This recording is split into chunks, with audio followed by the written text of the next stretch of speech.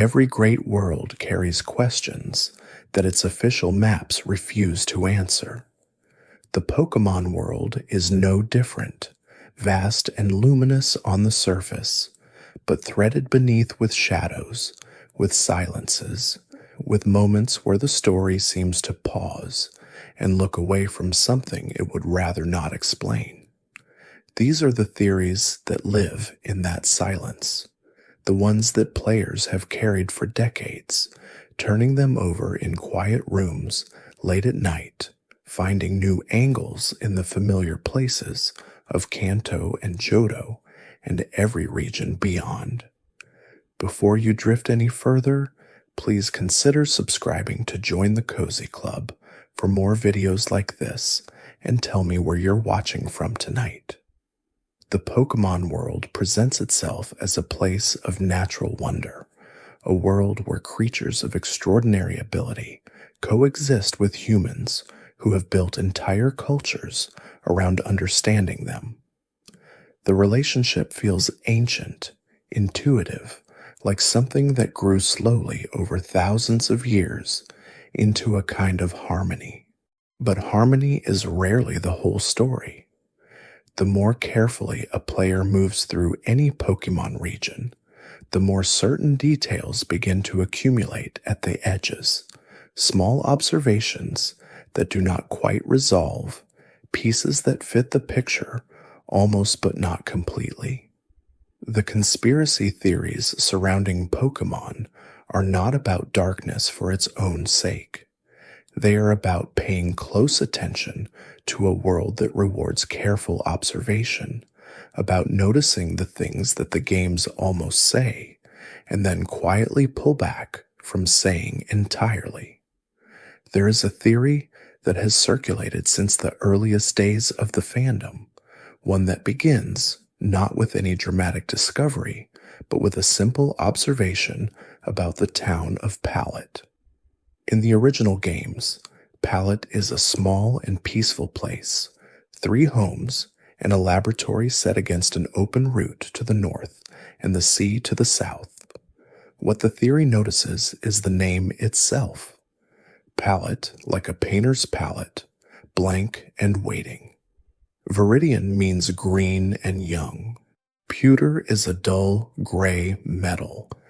Every town in Kanto carries a color in its name, and those colors tell a quiet story about the emotional temperature of each place. This detail alone might be decorative, a charming choice by the designers. But the theory goes further, suggesting that the color names are not merely aesthetic, but are a kind of emotional map laid over the geography of the region, each hue pointing towards something the town contains beneath its visible surface. Palette is blank because it is a beginning. Viridian carries the heaviness of unfinished business, the gym that cannot be challenged until the journey is almost over, the leader who waits in that gray-green space like someone who has been there longer than the town itself. Pewter is muted and mineral, the color of ancient things that do not move easily. The theory suggests that Game Freak designed Kanto not just as a geography but as an emotional progression, and that the color names encode that progression for anyone willing to read them. Whether intentional or coincidental, the consistency is striking enough that it has stayed in the fandom's memory for decades. Cerulean is a pale, washed blue, the color of something seen through water or through thin morning air. The city sits at the edge of a cave that connects it to somewhere else, and the gym leader there is surrounded by the ocean even in a city far from the sea. Vermilion is a bright, almost aggressive red. The city is a port, a place of commerce and movement, and the energy of Vermilion feels different from the quieter towns to the north. Lavender carries the meaning in its name most explicitly of all. It is the color of morning flowers, of things placed near graves, and Lavender Town is built around a tower full of the remains of beloved Pokémon who are no longer living. The theory holds that these naming choices were not accidental, but were a form of storytelling embedded in the geography itself, a layer of meaning available to players who never read a single word of in-game text. It is the kind of design that works invisibly, shaping how a place feels before you have any reason to understand why. Celadon is a soft, faded green, the color of something delicate and slightly overgrown. The city is enormous by Kanto standards, a department store and a casino and a gym that smells of flowers. There is something almost too comfortable about Celadon, something that invites you to stay longer than you should, and the theory notes that this quality is encoded in the name before you ever arrive. Moving outward from Kanto, the color theory extends into Johto with equal elegance. New Barktown is described in the games as a place where winds of a new beginning blow. The name carries the sense of something young and slightly rough, not yet polished into something final. Cherry Grove is sweet and small, the first real town a player reaches after leaving home. Violet City carries its color with melancholy dignity, a place known for its ruins and its tower full of bells, and its gym leader who trains flying types like creatures who have already left the ground behind. The theory suggests that the designers of Johto understood something that the designers of Kanto had established and chose to honor it, building a second emotional geography that rhymed with the first without repeating it. The colors of Johto are softer, more autumnal, as if the region itself is slightly older and more at peace with what it contains. Azalea is a warm pink, the color of late spring blooms. Goldenrod is the color of warmth and abundance, and things that have been allowed to grow large. Ecrutake is a pale wood color, neutral and ancient, and the city it names is the most historically significant location in all of Johto, a place where the past is not merely remembered, but actively present. There is another theory, older and more contested, that concerns the geography of Kanto and Johto themselves. The two regions share a border. Players can travel between them in the second-generation games, moving from one into the other through a long tunnel carved through the mountains. The theory observes that Kanto and Johto are not merely adjacent, but are in fact mirror images of each other in certain structural ways. Both have a central city that serves as a hub of commerce. Both have a tower associated with death or memorial. Both have a city near water that is dominated by a powerful criminal organization or the remains of one. This structural mirroring has led some theorists to suggest that the two regions were once the same region, politically and culturally unified, and that the distinction between Kanto and Johto is a relatively recent development in the history of the Pokémon world, perhaps the result of some political separation or catastrophic event that divided a single civilization into two distinct identities. The evidence for this is soft and largely structural, but it is consistent enough to feel like something more than coincidence. The games themselves acknowledge a deep historical connection between the regions, and the presence of the same Pokémon in both wild populations suggests an ecosystem that does not entirely respect the border drawn between them. The Pokémon world has cities, but no visible farms, no fields of grain or pasture, no obvious agricultural infrastructure of the kind that would be needed to sustain human populations of any significant size. This observation forms the basis of one of the more quietly unsettling theories in the fandom. The theory asks a simple question: what do people in the Pokémon world eat? The games include berry cultivation and fishing and the presence of food items in markets. But the scale of human settlement visible in any given region suggests a population that would require far more food than these visible sources could reasonably supply. One answer the theory proposes is that the relationship between humans and Pokémon in this world includes a dimension that the games choose not to depict directly, that some Pokémon are part of the food supply in the same way that animals are in our world, and that this dimension of the relationship is simply not shown because the games are designed for younger players for whom this information would be disturbing. The evidence for this reading is subtle but present.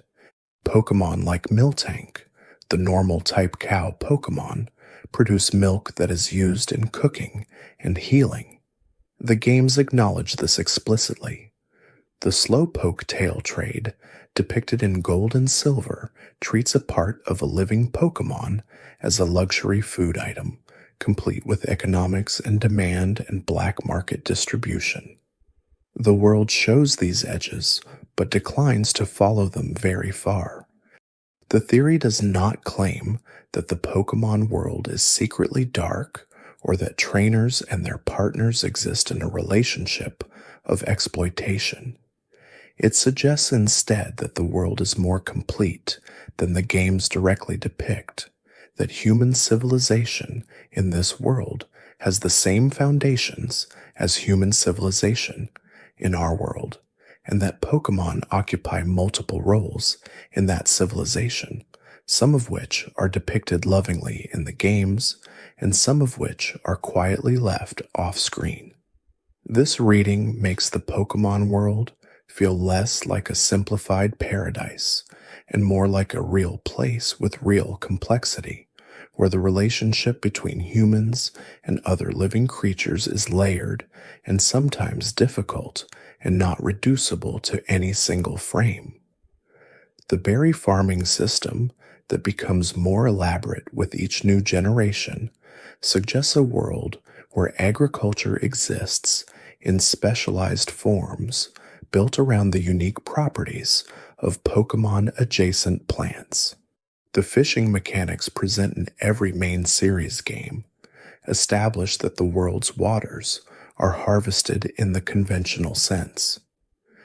These details do not resolve the question entirely, but they show a world that has thought carefully about its own internal logistics.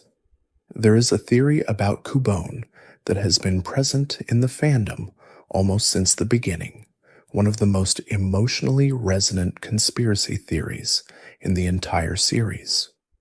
Cubone, the lonely Pokémon, wears the skull of its deceased mother as a helmet and weeps for her every night. This is stated directly in the games. It is not subtext, but explicit Pokédex lore. The theory builds on this foundation by observing that Cubone's evolutionary line produces Marowak, and that Marowak is simply a Cubone that has grown into adulthood. But the skull that Cubone wears becomes integrated into Marowak's body over time, no longer a separate object placed upon the head but a structural feature of the creature itself. This biological fact raises the question that the theory pursues. If Cubone wears the skull of its mother, and if Marowak is what Cubone becomes, then the skull that Cubone wears is always the skull of a Marowak. The mother that every Cubone mourns is always a Marowak. And this creates a cycle that the theory finds deeply significant. Every Cubone that exists is the child of a Marowak, Every Marowak that exists was once a Cubone who wore a skull and wept for its own mother. The grief encoded in Cubone's design is not merely individual, but generational, a sorrow that passes from parent to parent, again across uncountable generations, each one wearing the memory of the one before. Whether this cycle was intentional in the original design, or whether it emerges naturally from the biological facts of the evolutionary line, the result is one of the most quietly devastating pieces of lore in the entire series. The theory holds that this cycle is not a coincidence, but was designed deliberately to suggest something about the nature of inherited grief, about how sorrow passes through generations, not merely emotionally, but structurally. The ghost of a Marowak appears in Pokémon Tower in the original games, a mother killed by members of Team Rocket, unable to rest until her child is safe. This apparition gives the theory additional texture, suggesting that the bond between Cubone and Marowak is strong enough to persist beyond death itself, that the cycle of mourning is also a cycle of devotion. Some versions of this theory extend it further, noting that if you examine the relationship between Kangaskhan and its pouch-dwelling child, a similar biological puzzle emerges. The baby Kangaskhan that lives in the parent's pouch is never seen to leave and grow up within the game's visible timeline. The theory about Cubone and Marowak has inspired a long-running parallel theory suggesting that the baby Kangaskhan and Cubone are related in some way, perhaps even that Cubone is what a Kangaskhan baby becomes when separated from its parent. This Kangaskhan-Cubone theory has never been confirmed or denied by Game Freak. It exists in that productive space between what the games say and what they leave open, a question that the series has had decades to answer and has chosen to leave unanswered, which itself feels like a kind of response. The Pokémon world has a relationship with death that is unusual for a series aimed primarily at younger players. Death is present, but not graphic, acknowledged but not dwelt upon, treated as a natural part of the world's ecology, rather than as something that must be sanitized out of existence. Ghost-type Pokémon are defined by their relationship to death. Several of them are described in Pokédex entries as the spirits of deceased creatures, human or Pokémon, who have not passed on for various reasons.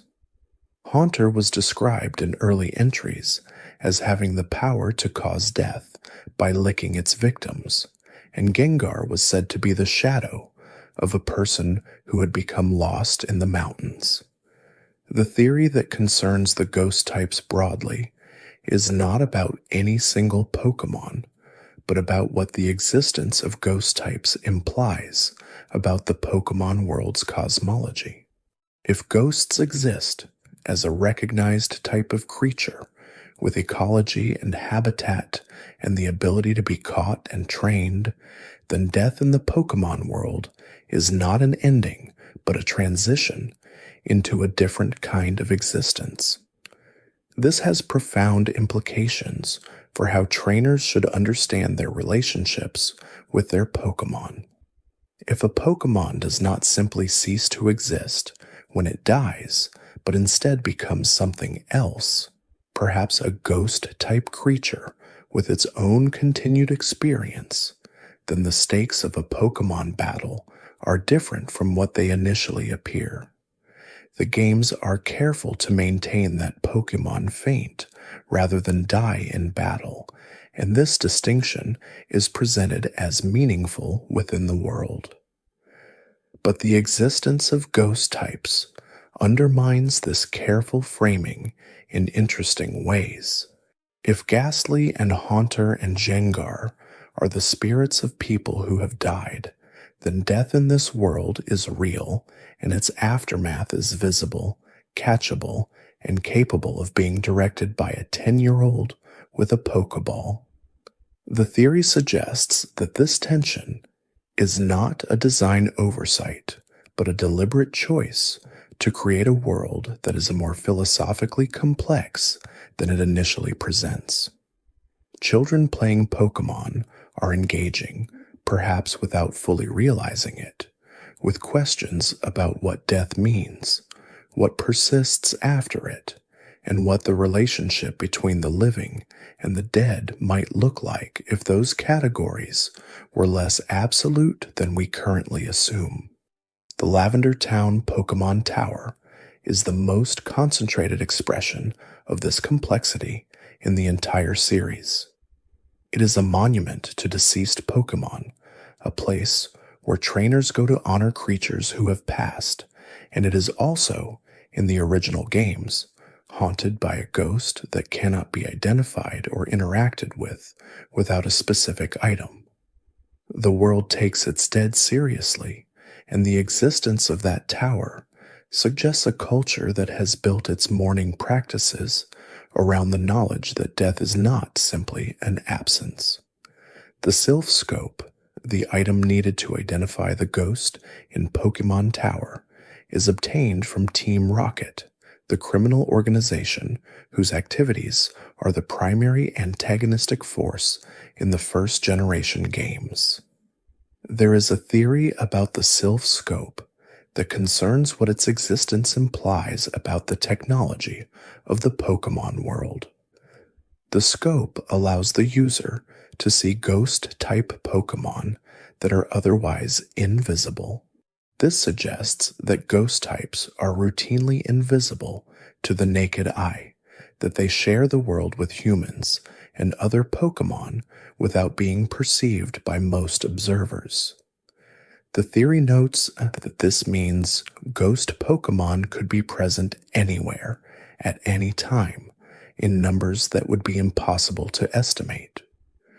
If Ghastly and Haunter and their relatives are common enough to appear as wild Pokémon in a specific location, they are presumably common enough to appear in other locations as well, simply unobserved because most people do not have access to a device that reveals them. The theory suggests that the Pokémon world is far more densely populated with ghost types than the games depict, that the invisible layer of the world is as rich with life and presence as the visible one. This reading gives the world an additional dimension of depth, a shadow ecology running parallel to the familiar one, perceivable only with the right tools or the right sensitivity. Some players find this reading comforting, others find it unsettling. Both responses speak to how effectively the original games established a world with genuine mystery in it. Team Rocket is the criminal organization of the Kanto region, and their presence in the original games is notable for how adult their activities are in the context of a game designed for children. They steal Pokémon. They cut off slowpoke tails for profit. They operate a casino and extort business owners, and engage in the kind of organized crime that the player eventually dismantles across the course of the journey. The theory about Team Rocket concerns their relationship to the world's larger power structures. In the original games, Team Rocket is presented as a criminal enterprise operating outside legitimate society.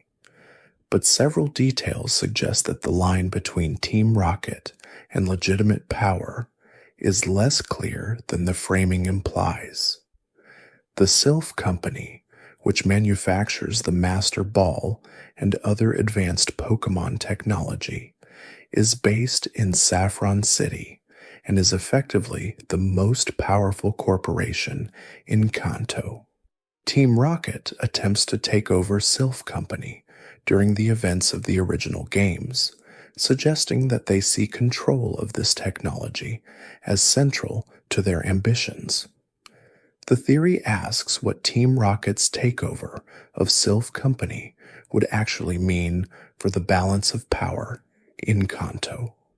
The answer it proposes is that whoever controls Pokémon technology in this world effectively controls the world's most significant infrastructure, that the Pokémon industry is not merely an economic sector, but is the foundational layer of civilization in these regions.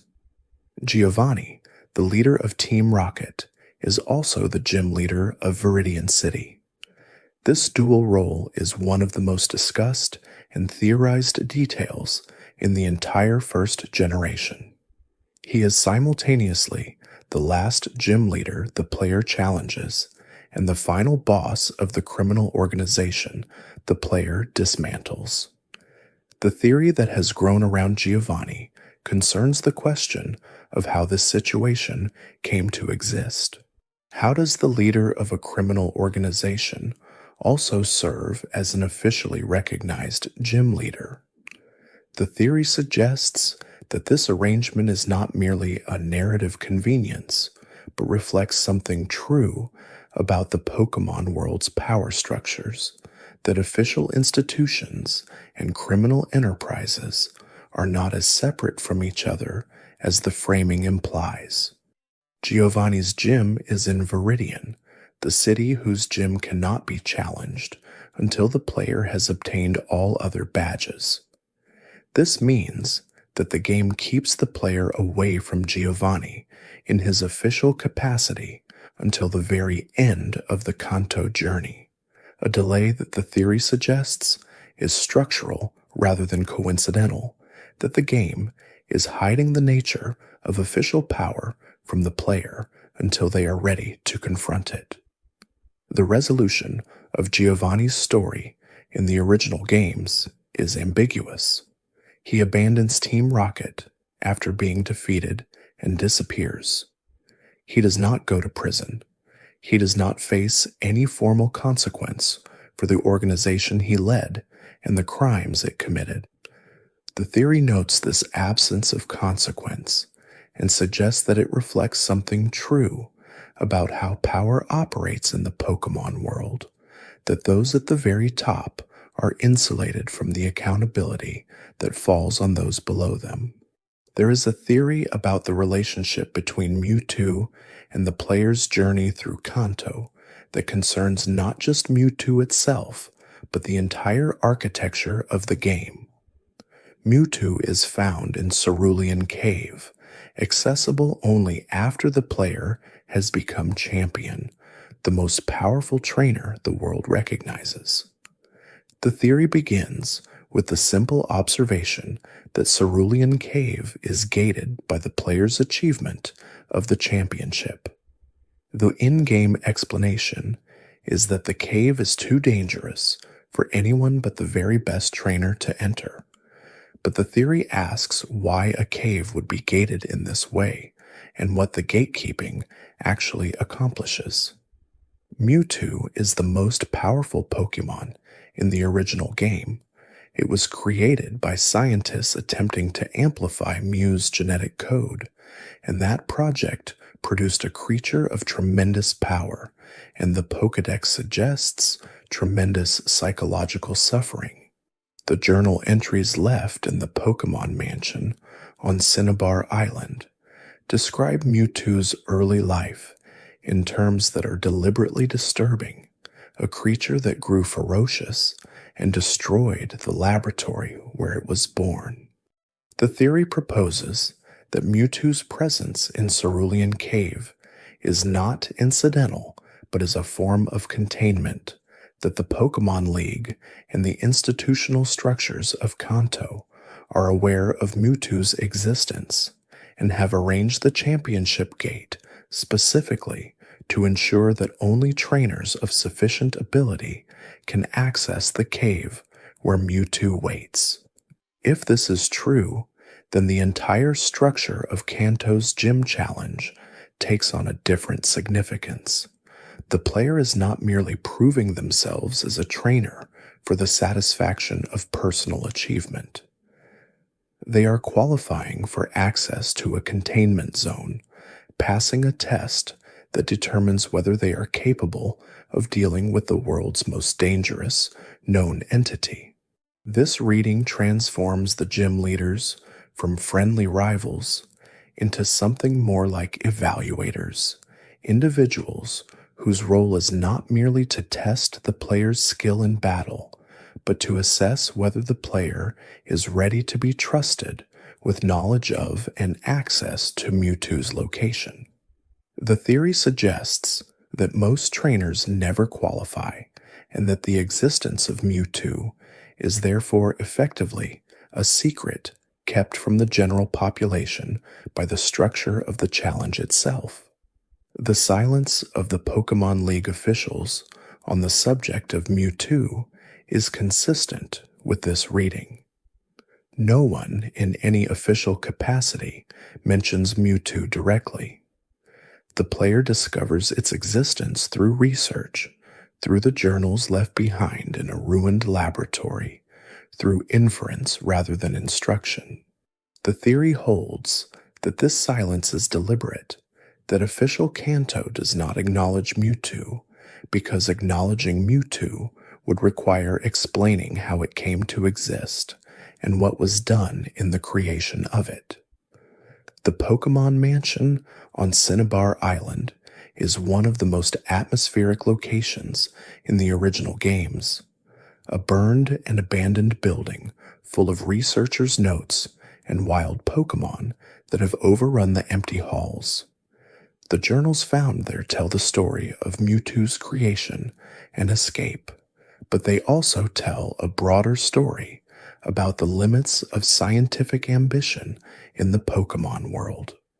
The theory about the Cinnabar labs concerns what the research described in those journals implies about the world's broader scientific establishment.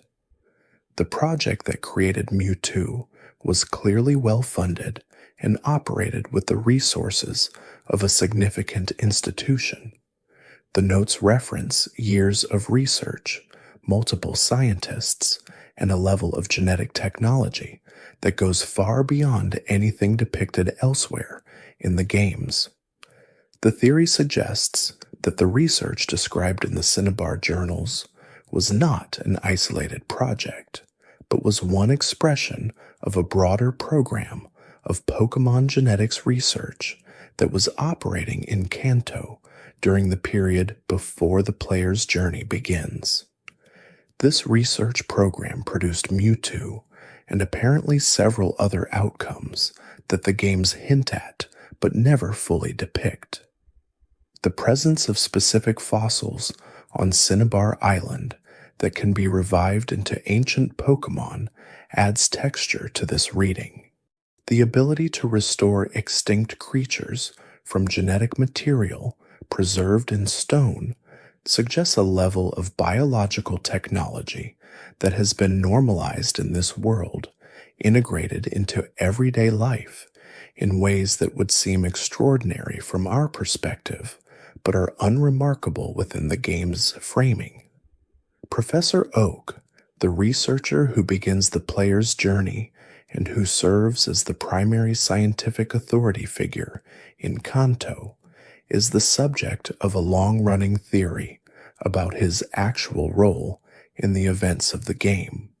He is presented as a kindly grandfather figure, the authority on Pokémon research, the person who entrusts the player with a starting Pokémon and a mission to complete the Pokédex. The theory about Oak concerns his relationship to Team Rocket and to the broader institutional structures of Kanto. He is clearly well connected. He has access to Pokémon that are otherwise unavailable. He lives in Pallet Town, the same small town where Team Rocket's leader, Giovanni, apparently had his most significant early activities, and the theory notes that Oak would have been present during the early history of Team Rocket's formation. Whether Oak has any direct connection to Team Rocket is a question the theory does not resolve definitively. What the theory focuses on instead is the question of what Oak actually knows and when he knows it. The player's journey takes them directly through all of Team Rocket's significant locations, dismantling the organization along the way, and Oak is present at significant moments of that journey as a voice of guidance and encouragement. The theory suggests that Oak is aware of far more than he directly communicates to the player, that his role as a researcher and his deep knowledge of the Pokémon world put him in possession of information that he shares only selectively, guiding the player towards certain discoveries while withholding others. This reading makes Oak a more complex figure, less a transparent mentor, and more a gatekeeper who has decided what the player needs to know and in what order. The rival character in the original games, who later games revealed to be named Blue, is Oak's grandson. This familial relationship is one of the more discussed structural details of the first generation, and the theory about it concerns how it shapes the player's relationship to official power throughout the Kanto journey. Blue is introduced as a competitor, someone who starts with the starter Pokémon that is strong against the player's choice and who appears at significant moments throughout the journey, always slightly ahead, always slightly more connected to the institutions of the Pokémon world. He has a grandfather who is a renowned researcher. He has access to information and resources that the player must work to obtain through effort and discovery. The theory suggests that Blue represents a particular kind of privilege in the Pokémon world, the advantage of being born into close proximity to institutional power. His journey to the championship is easier in structural terms, not because he works harder, but because the doors that the player must force open have always been open for him. The game never names this directly, but the theory holds that it is encoded in the structure of the rivalry itself. When the player defeats Blue for the championship, the moment carries weight precisely because it represents the overcoming of structural advantage through individual effort and genuine connection with one's Pokémon.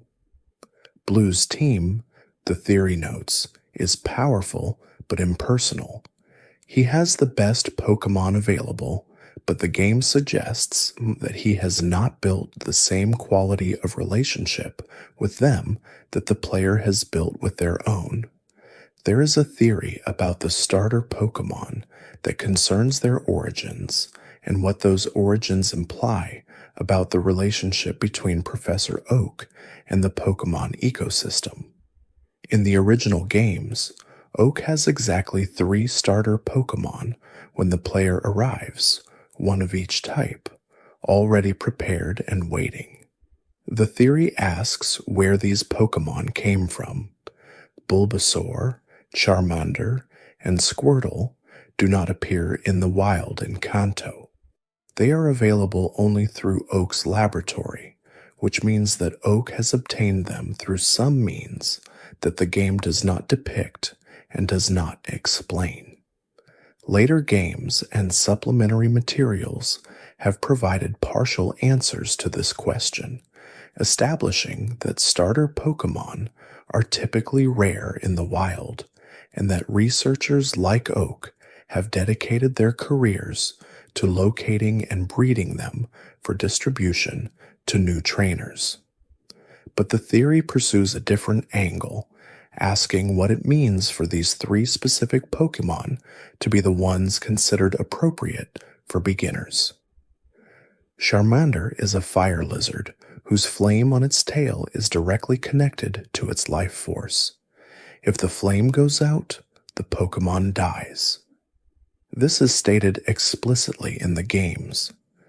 The theory notes that giving this Pokémon to a beginning trainer is a remarkable act of trust or a remarkable act of recklessness, depending on how one reads it. A Charmander given to a trainer who does not understand how to care for it could die through simple negligence. The theory extends to the broader question of what starter Pokémon represent in the culture of the Pokémon world. They are described as Pokémon for beginners, but all three of the Kanto starters are unusual and demanding creatures. Bulbasaur carries a symbiotic plant on its back that is integrated into its biology. Squirtle has a shell that is part of its body, not merely an accessory. These are not simple creatures. They are complex organisms that require specific knowledge to understand and care for. The theory suggests that the choice to give beginners these particular Pokémon is not about ease of care, but about the kind of relationship each Pokémon invites. Each of the starters has a quality that demands genuine engagement from its trainer, a characteristic that resists the casual or the inattentive.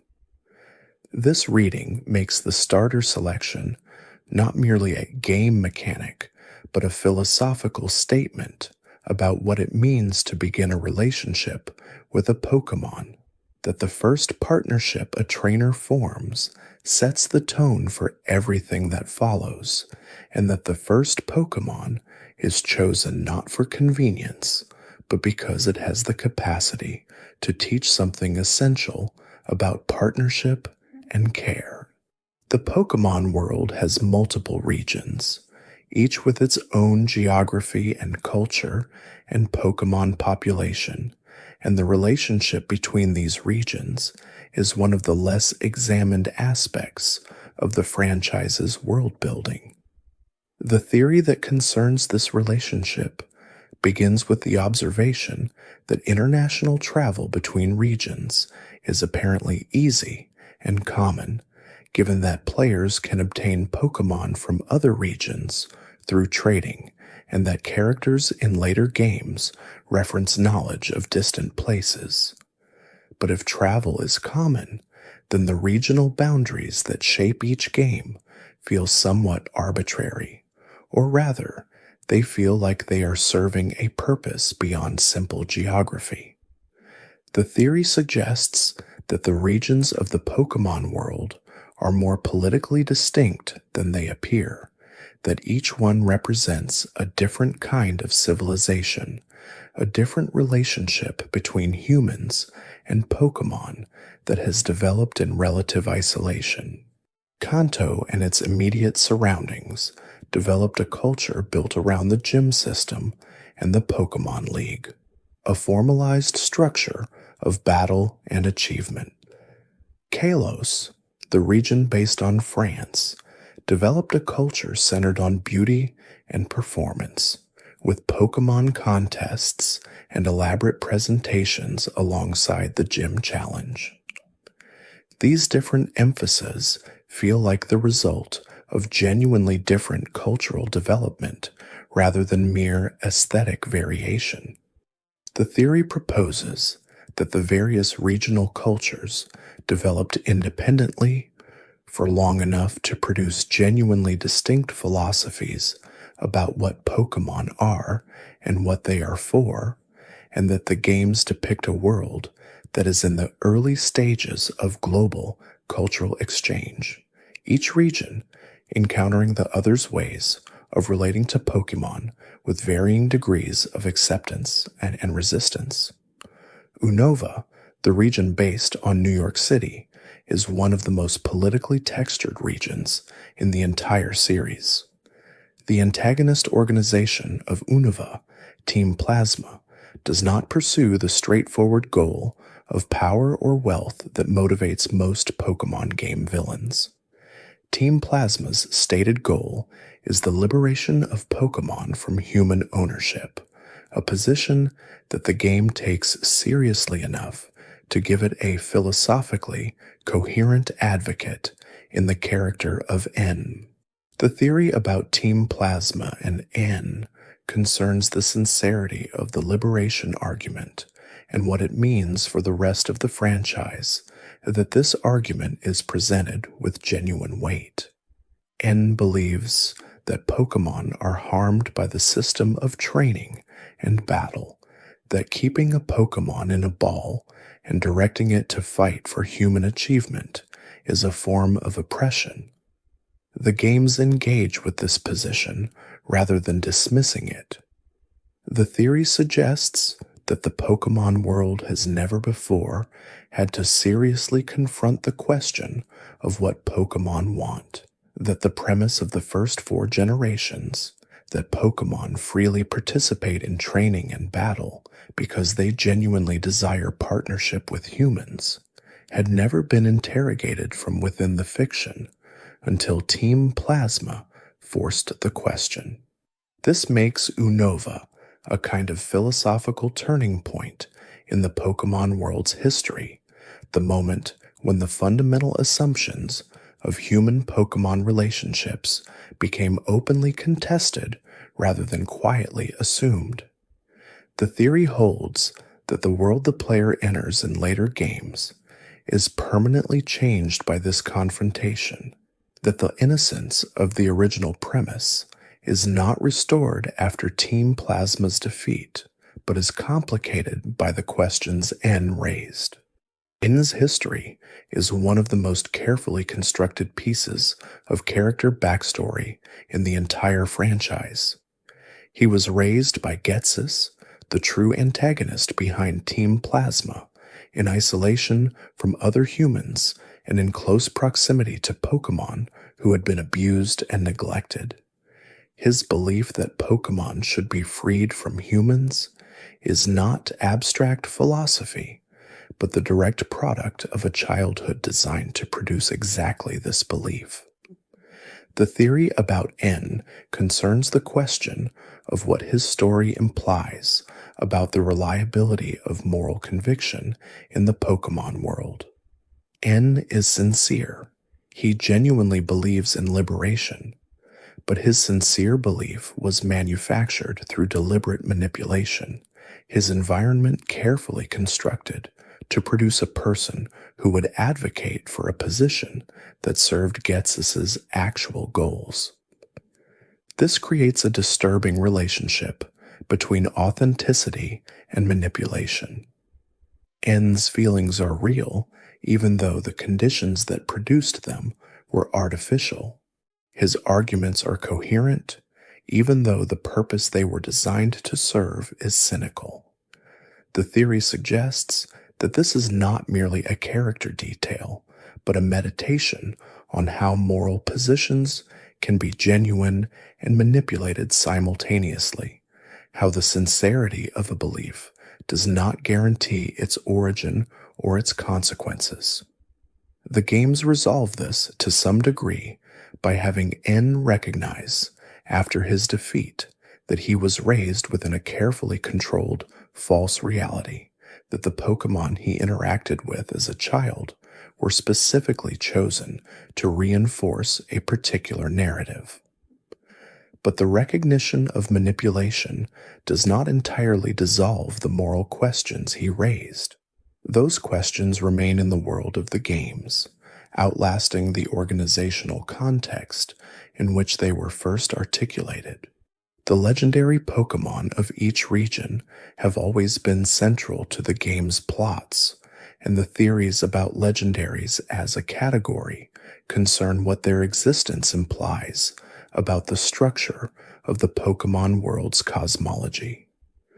Legendary Pokémon are unique in the traditional sense. There is one Mewtwo, one Lugia, one Kyogre. They represent singular concentrations of specific kinds of power. The theory that addresses this concerns what it means for these singular entities to be catchable. A player who catches Kyogre, the legendary Pokémon associated with the ocean and with ancient catastrophic floods, removes from the world the specific being responsible for maintaining the ocean's essential character. The theory asks whether this constitutes an act of cosmic significance, whether the world changes in some fundamental way when its most powerful forces are contained within Pokeballs and directed by trainers. The games do not depict the world changing in these ways. Kyogre is caught, and the oceans continue to exist as they were. But the theory holds that the silence of the world after these captures is itself meaningful, that the games are choosing not to depict consequences that their logic implies, maintaining the comfortable fiction that legendary Pokémon can be removed from their cosmic roles without disruption. This reading suggests that Pokeballs, at the cosmological scale, function as a kind of suspension rather than a genuine capture, that a legendary Pokémon inside a ball is not diminished or contained, but is in a different relationship with the world, one that the game mechanics represent through the familiar catching and training system, but that operates on principles the games do not fully articulate. The relationship between Arceus and the rest of the Pokémon world's legendaries is one of the most discussed topics in fan cosmology. Arceus is presented as the creator of the universe, the being that shaped existence itself before retreating into the Hall of Origin, the mythical peak where the games suggest it rests between its interventions in the world. The theory about Arceus concerns the implications of a creator deity that can be caught and trained. If Arceus made the universe, then Arceus is in some sense responsible for everything that exists, including the player, including the other legendaries, including the Pokeball technology that the player uses to catch Arceus itself. The recursive quality of this situation is something the theory finds deeply significant. A universe whose creator can be caught by one of its own creations is a universe where the relationship between power and origin is not what it initially appears. Arceus's catchability suggests that creation does not grant immunity, that the act of making a world does not place the maker permanently above that world. The theory holds that this is a profound statement about the nature of divinity in the Pokémon world, one that the games embed in their mechanics without ever articulating directly. The plates that Arceus uses to change its type are found throughout the world, distributed in locations that suggest they were hidden or scattered rather than lost. The theory asks why a deity would need to hide the components of its own power, and suggests that Arceus has reasons for its apparent retirement from active creation, reasons that the games hint at but do not explain, that the Hall of Origin is not simply a resting place, but a chosen withdrawal for reasons that remain opaque to everyone in the world below. The distortion world in Pokémon Platinum is one of the most visually and conceptually unusual locations in the entire franchise. It is a dimension opposite to the real world, where the laws of physics operate differently, where the player can walk on walls and ceilings, where the landscape is fractured and alien in ways that feel genuinely otherworldly. Giratina is the ruler of the distortion world, exiled there by Arceus for a reason that the game describes in mythological terms, but does not fully explain. The theory about Giratina concerns why Arceus would exile, rather than simply end a being that violated the rules of the created universe. The theory proposes that Giratina cannot be ended, that its nature as the embodiment of antimatter means that it is not merely a creature, but a structural necessity of the universe. A universe that contains matter must also contain antimatter. Giratina is not merely symbolic of this necessity, but is its living expression, and Arceus's decision to exile it to the distortion world rather than destroy it reflects the recognition that Giratina cannot be destroyed without consequences for the balance of existence itself. If this reading is correct, then the distortion world is not a prison, but an accommodation, a space designed specifically for a being that must exist but cannot safely exist in the ordinary world without causing damage. Giratina's exile is not punishment in a simple retributive sense, but a kind of practical arrangement, a solution to the problem of how to contain necessary chaos in a universe that is attempting to maintain order. The creation myth of the Pokémon world, as assembled from the various games that address it, involves Arceus, the Lake Trio, the Weather Trio, and the Creation Trio operating in concert and in tension. Dialga governs time, Palkia governs space, Giratina governs antimatter and the distorted inverse of the world. Arceus created all three. The theory about this creation trinity concerns what the existence of a separate antimatter dimension implies about the stability of the main world.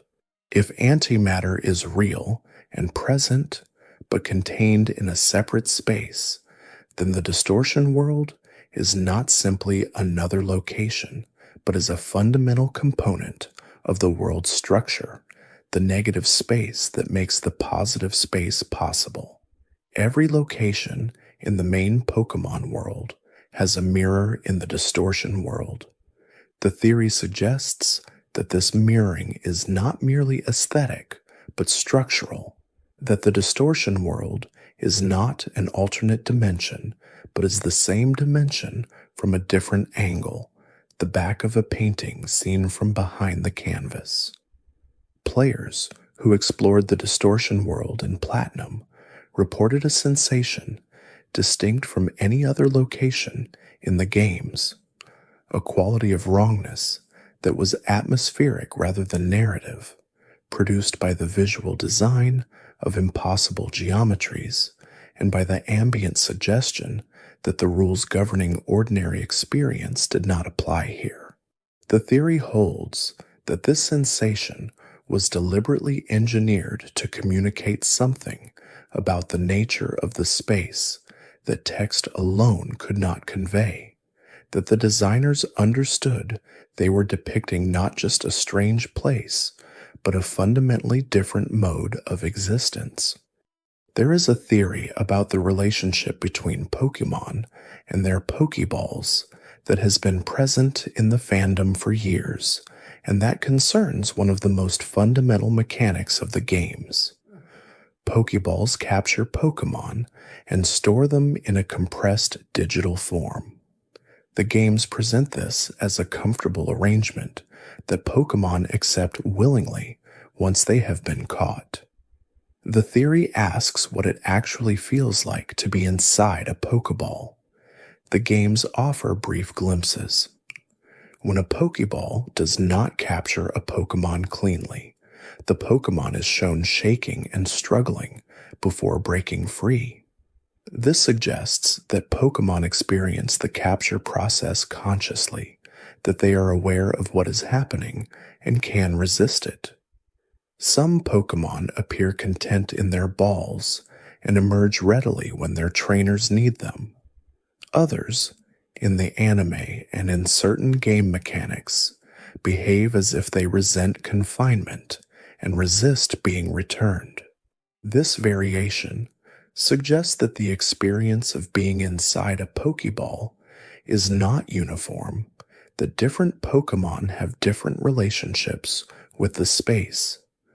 The theory proposes that Pokeballs create a subjective experience for their occupants, that the inside of a Pokeball is not merely a storage space, but an environment of some kind, and that the quality of that environment varies based on factors the games do not fully explain. This would mean that the choice of which ball to use for a particular Pokemon is not merely aesthetic, but has genuine consequences for the quality of that Pokemon's experience during the time it spends confined. The luxury ball, introduced in later generations, is described as making Pokemon more comfortable and as resulting in faster friendship growth. This explicit acknowledgement that different balls produce different experiential qualities for their occupants supports the theory's central premise. The games are admitting through this mechanic that the inside of a Pokeball has a character that affects the being stored within it. The Heal Ball restores a Pokemon's health when it is caught. The Friend Ball accelerates friendship. The Dusk Ball is more effective at night. Each of these design elements suggests that Pokeballs are not merely containers, but are active environments that interact with their occupants in ways that go beyond simple storage. The theory extends this to ask about the history of Pokeball technology. The games place the invention of modern Pokeballs in a relatively recent historical period. Before Pokeballs, the games suggest Pokemon were still partnered with humans, but through different means, through trust and relationship rather than containment technology. The theory notes that the invention of Pokeballs dramatically changed the human-Pokemon relationship by making it portable and repeatable, by allowing any trainer to carry multiple Pokemon and to form partnerships with creatures they encountered rather than only with those already in their community.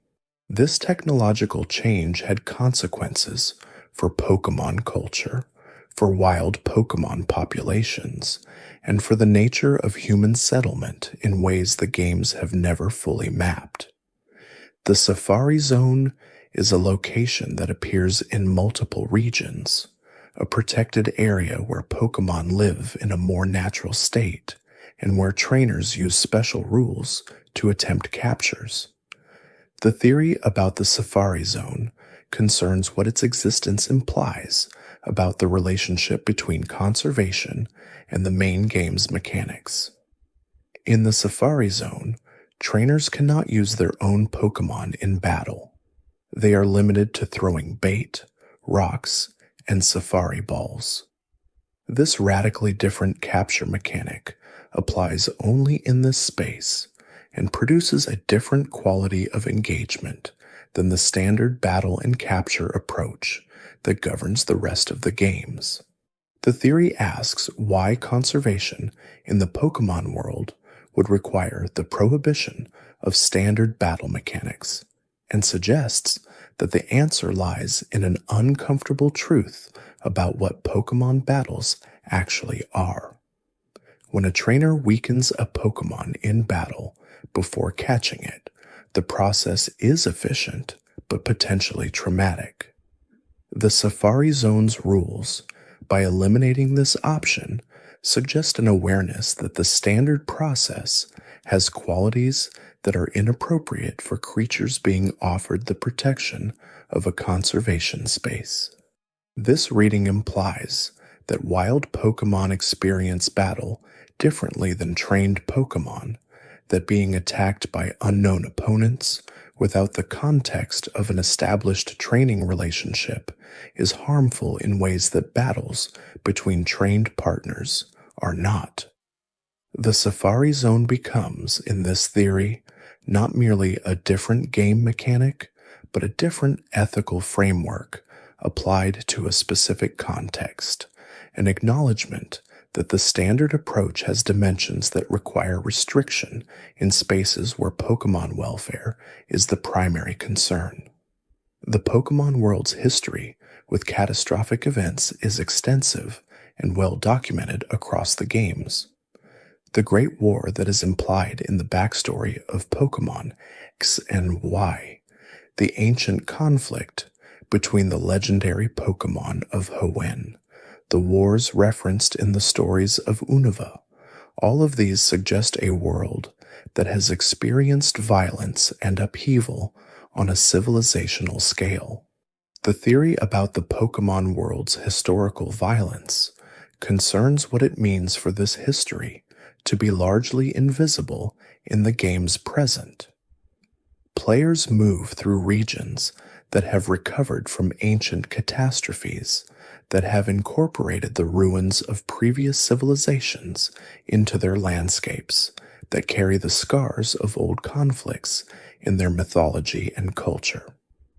But the present of most Pokémon games is peaceful. Crime exists, and criminal organizations occasionally threaten to destabilize regional societies, but the large-scale violence of the historical record is absent from the direct experience of players.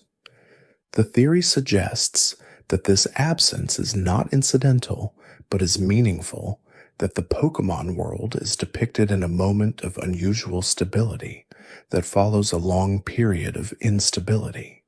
The implication is that the world the player inhabits is not the natural or default state of the Pokémon world, but a particular historical moment, one that required enormous effort and sacrifice to achieve, and that is maintained through institutional structures like the Pokémon League and the influence of legendary Pokémon acting as balancing forces.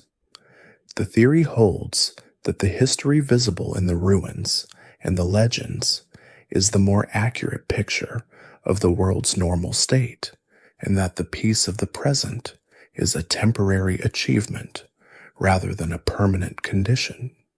There is a theory about the player character in the Pokémon games that concerns their relationship to time and age.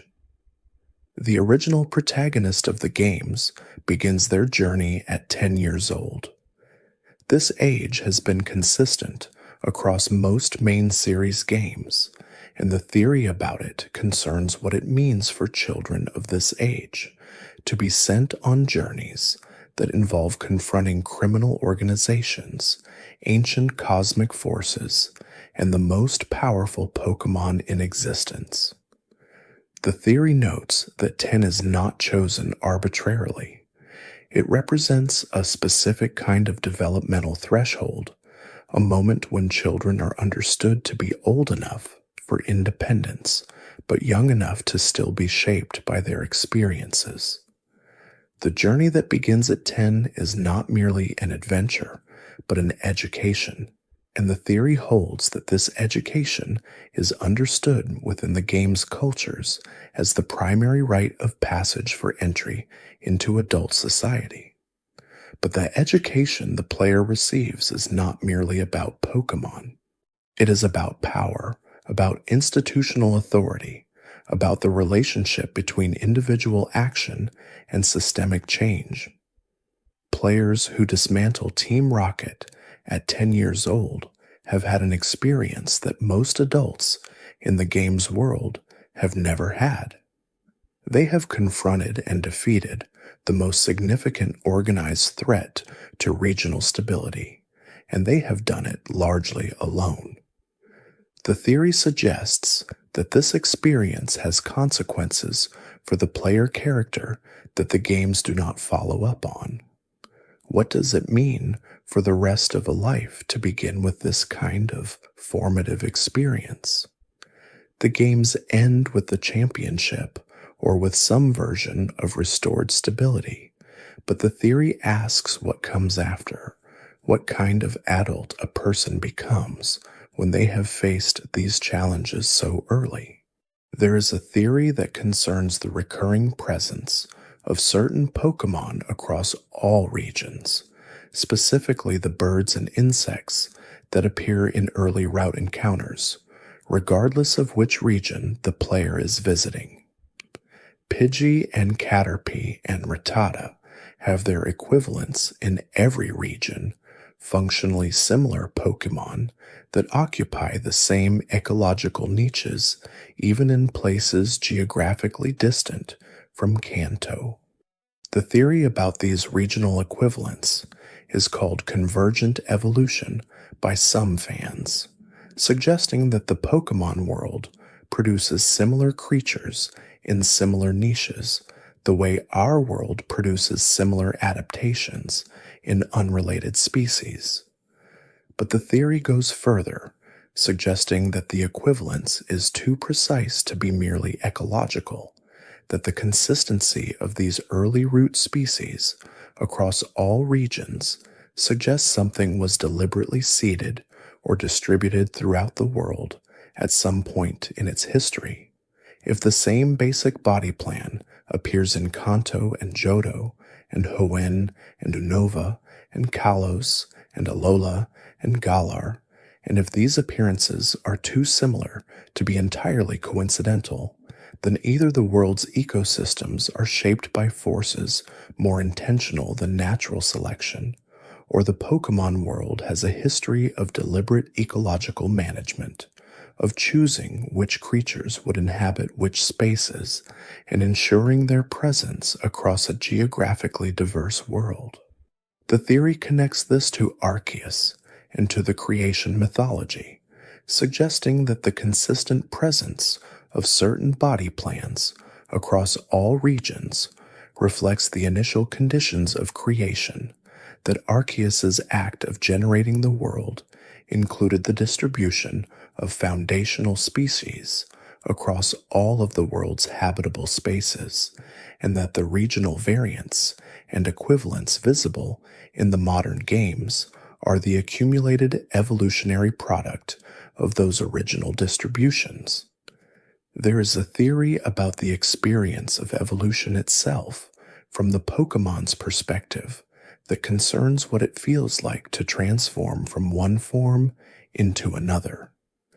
The games depict evolution as rapid and painless, a flash of light followed by the emergence of a new form.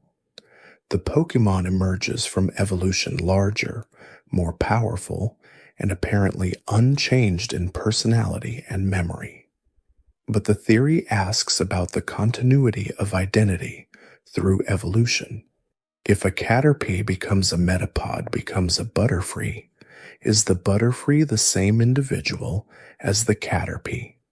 The physical form has changed entirely. The type has changed. The abilities and stats and move pool have all transformed. The body that was a Caterpie is now a Butterfree. The anime touched on this question more directly than the games, showing that evolved Pokémon retain their memories and relationships from previous forms. Ash's Butterfree remembered its time as a Caterpie and carried forward the attachment it had formed with its trainer.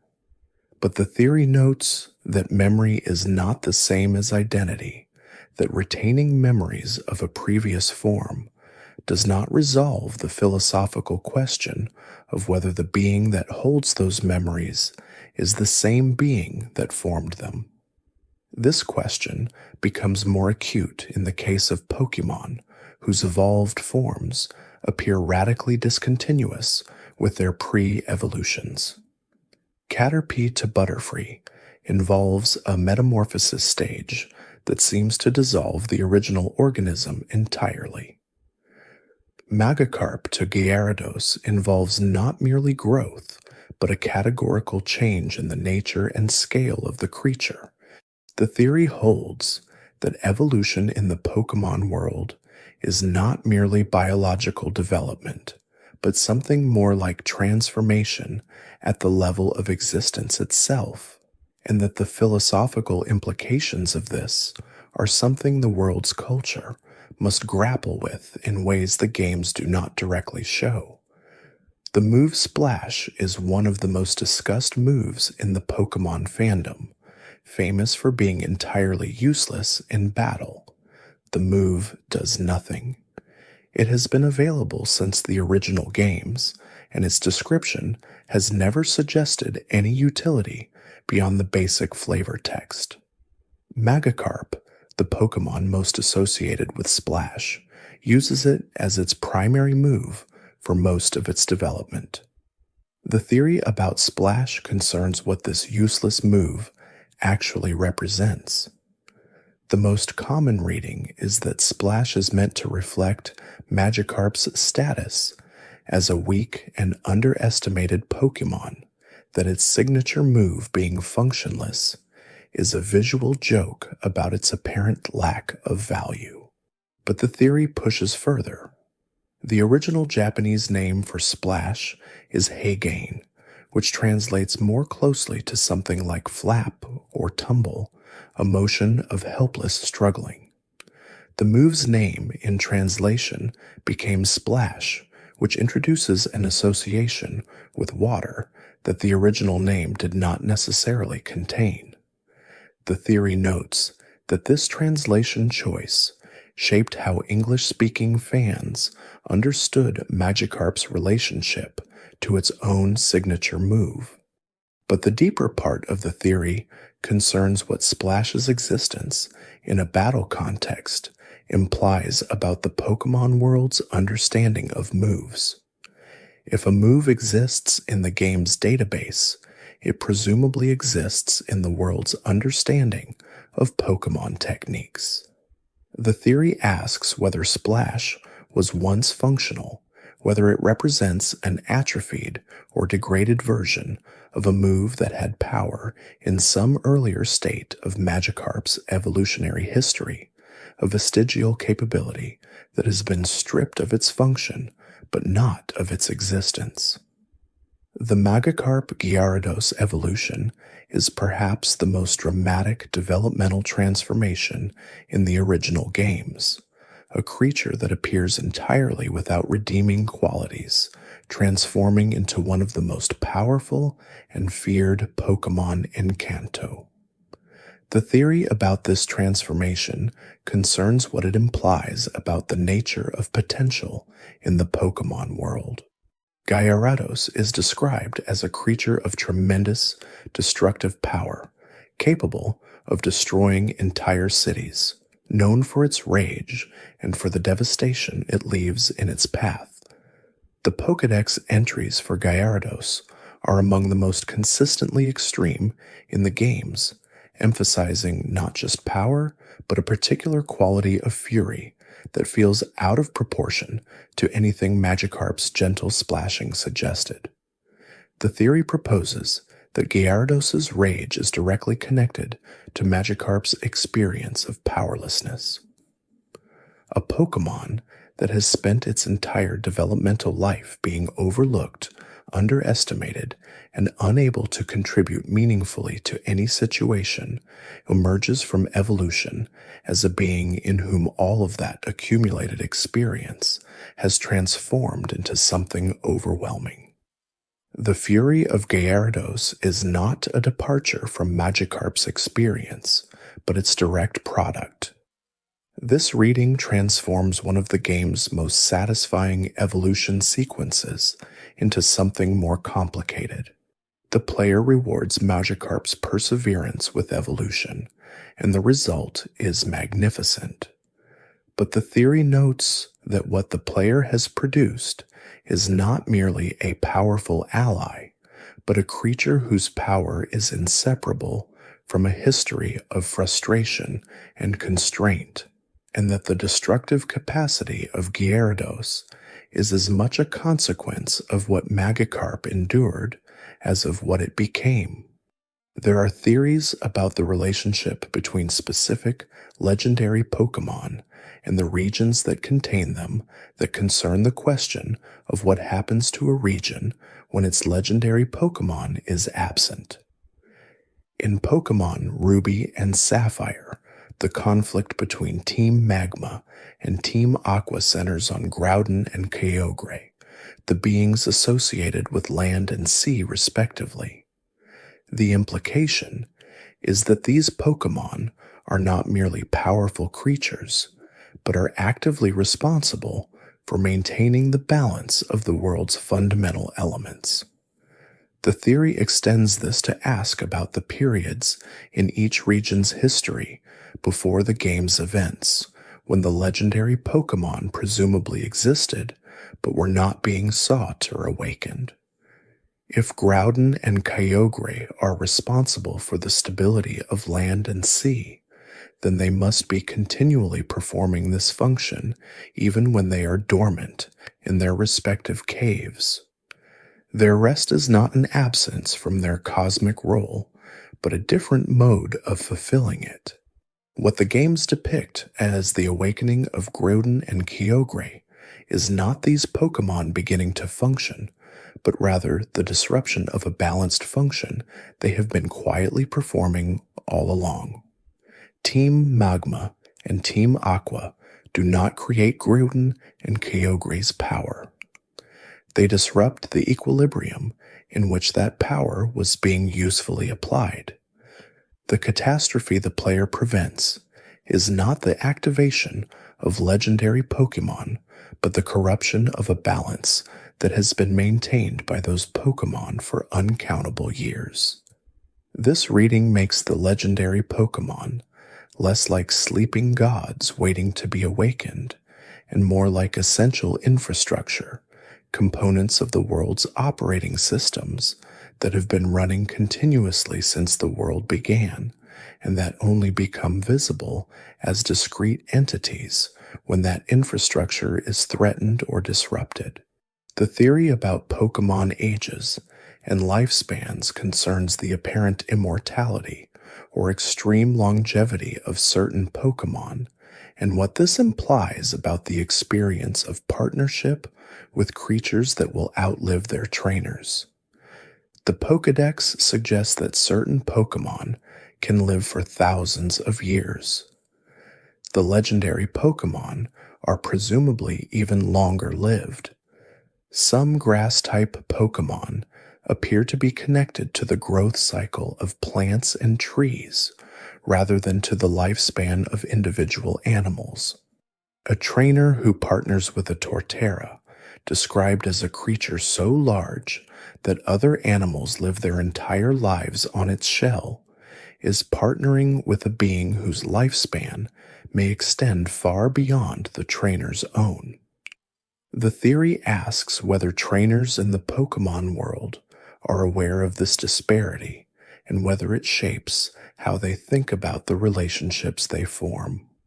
Human Pokémon partnerships in the games are presented as lifelong, as bonds that endure beyond any single journey or challenge. But if some Pokémon are capable of living for thousands of years, then the word lifelong carries different weight depending on whose life is being measured. A Ninetales, described in the games as capable of living for 1,000 years, will carry its memories of its time with a trainer through centuries after that trainer has died.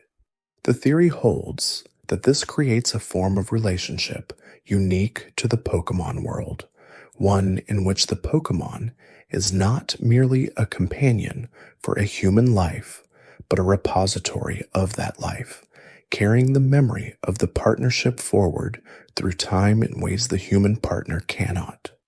This gives Pokémon, who have been with many trainers across many generations, a quality that is difficult to name, something between ancestry and living archive, a being that has accumulated human history within itself.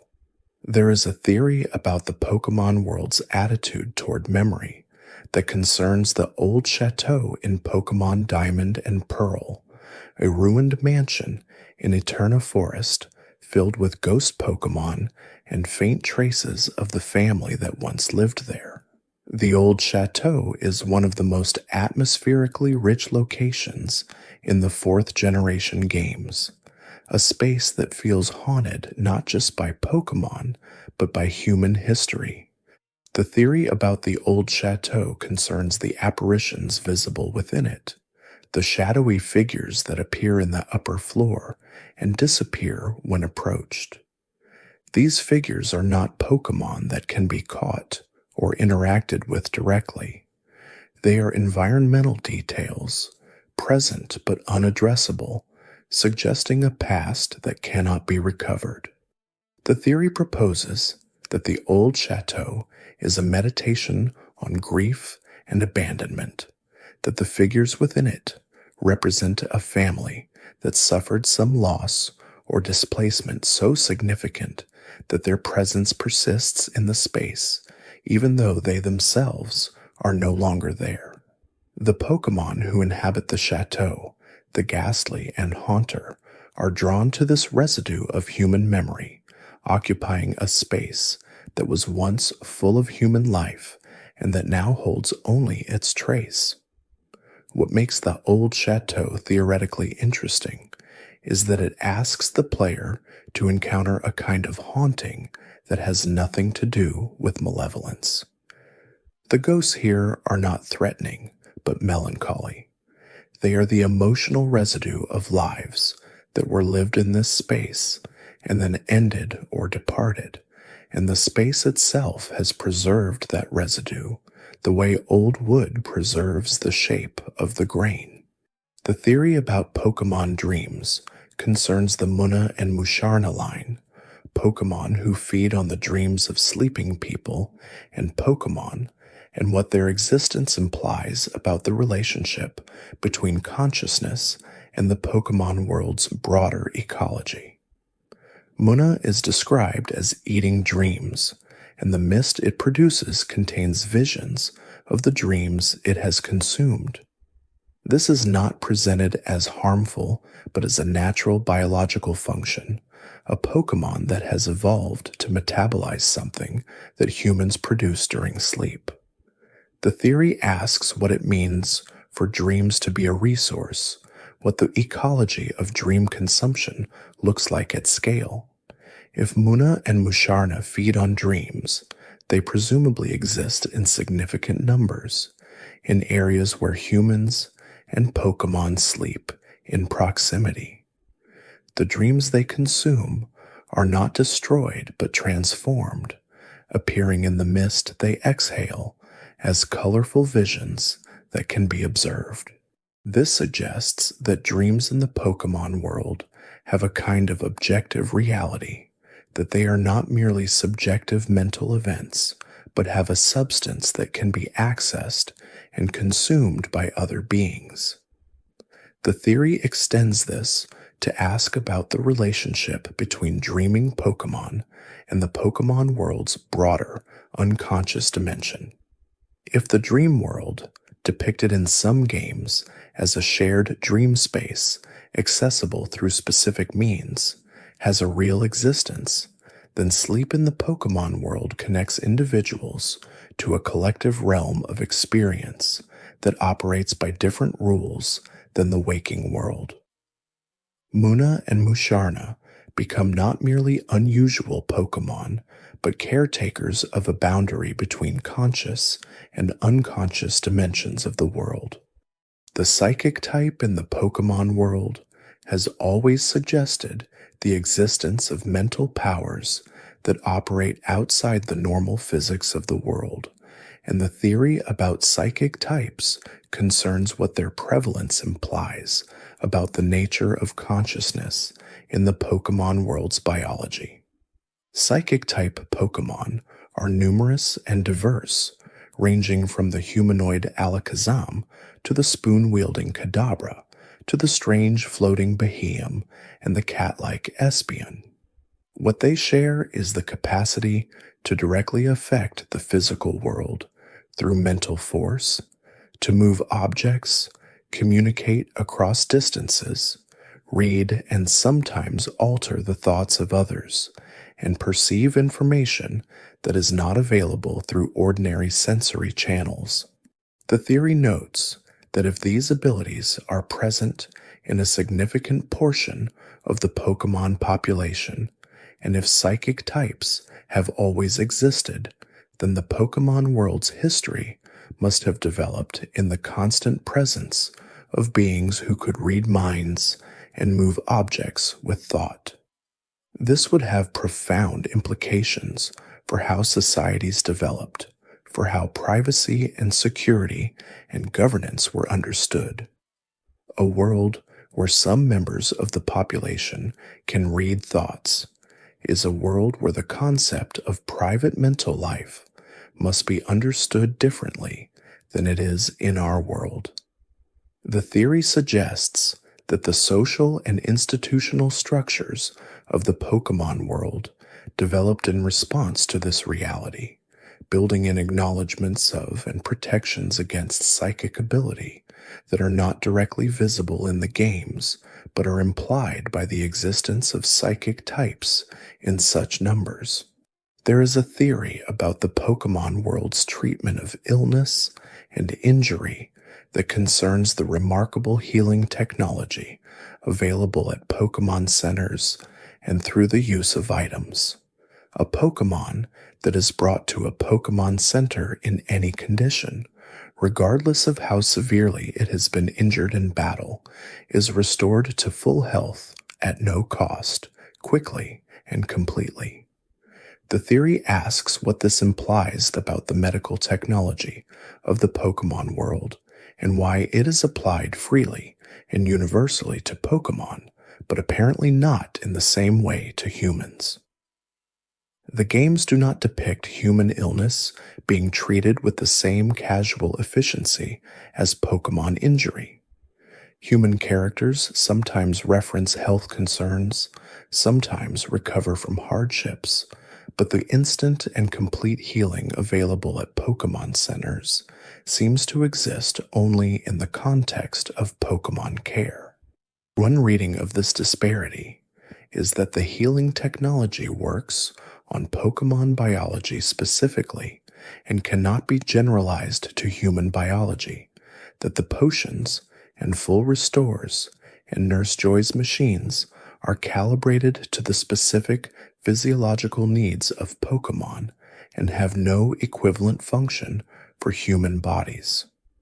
But the theory pursues a different angle, suggesting that the universal and free availability of healing for Pokémon reflects a cultural value specific to Pokémon care, that the societies of the Pokémon world have collectively decided that Pokémon should never be denied healing for lack of resources, and that this decision reflects something about the moral status of Pokémon in the world's ethics, that regardless of what else may be uncertain about human Pokémon relationships, the obligation to heal a Pokémon that has been injured is treated as absolute. There is a theory about the Nuzlocke challenge, not about the challenge itself, which is a self-imposed set of rules players use to make the games more difficult, but about what the challenge reveals about the game's underlying emotional design. In a Nuzlocke run, a Pokémon that faints in battle is considered dead and must be released or stored permanently. The player can catch only the first Pokémon encountered on each new route. The theory notes that the Nuzlocke challenge changes the emotional texture of the games dramatically without changing any of the actual game mechanics. The same battles, the same routes, the same Pokémon, the same story all take on different weight when the stakes are real in the way that Nuzlocke rules make them real. What the Nuzlocke challenge reveals, the theory proposes, is that the emotional potential of the Pokémon games has always been present beneath the surface, that the games were designed with enough depth and care that the imposition of genuine consequence unlocks emotional responses that players did not know the games were capable of producing. The grief experienced by players who lose a partner Pokémon in a Nuzlocke run is genuine grief. The attachment formed during a Nuzlocke run is genuine attachment. The theory holds that this demonstrates something important about the nature of the Pokémon games, that they were built on an emotional foundation substantial enough to support weight, that the designers may not have intentionally placed there, but that players found a way to apply. The theory about Pokémon that exist only at specific times of day concerns what their existence implies about the world's deeper rhythms. Certain Pokémon appear only at night. Others are found only during particular hours of the morning or afternoon. The day-night cycle that governs wild Pokémon availability in the second and later generation games establishes the world as one that operates on temporal patterns more complex than those visible at any single moment. The theory notes that this temporal dimension of the Pokémon world adds a layer of depth that is easy to overlook when playing. The world contains more than what is visible at any given time. There are entire populations of creatures that most travelers never encounter because they travel only during daylight hours. The night world of the Pokémon games is populated differently from the day world, with different species active, different sounds audible, different qualities of presence in the landscape. Pokémon like Ghastly appear primarily at night, which gives the night in the Pokémon world a different emotional texture than the day. To travel at night is to enter a version of the world that is more openly haunted, where the creatures you encounter are more likely to be associated with mystery and the unseen. The theory suggests that this temporal structure reflects something true about how the world understands its own rhythms, that the cultures of the Pokémon world are shaped by this knowledge, that people who live in proximity to Pokémon habitats structure their lives around the temporal patterns of the creatures around them in ways that go beyond simple safety concerns and extend into something more like respect for the rhythms of a world that does not belong entirely to humans. There is a theory about Sableye, the ghost and dark type Pokémon, that has no weaknesses in the generation it was introduced in, concerning what the absence of any type disadvantage implies about its place in the world's ecology. A Pokémon with no weaknesses occupies a unique position, immune to the system of balancing forces that governs most interactions in the games. The theory about Sableye concerns its Pokédex entries, which describe it as a creature that lives in caves and eats gems, that the facets of the gemstones it has consumed have become part of its eyes, giving it a distinctive and unsettling appearance. It is said to startle humans who encounter it in the dark by reflecting light from its jeweled eyes. The theory notes that Sableye's lack of weakness in its home generation suggests a being that has evolved to exist entirely outside the usual systems of predation and vulnerability. It is not that Sableye is particularly powerful, but that it has found a niche where the normal rules of ecological interaction do not apply to it. It eats gems. It lives in places where other creatures rarely go. It has no natural predators and no natural vulnerability. The theory proposes that Sableye represents a category of creature that the Pokémon world's type system was not originally designed to accommodate, a being so thoroughly adapted to a specific and unusual lifestyle that it falls outside the standard framework of elemental relationships.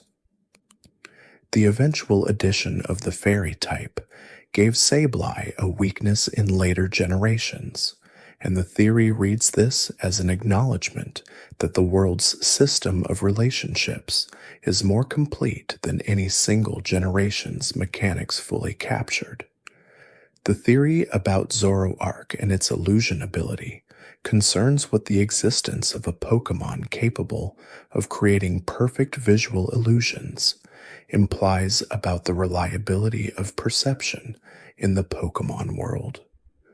Zoroark can transform its appearance to look exactly like other Pokémon, or according to some Pokédex entries, like people.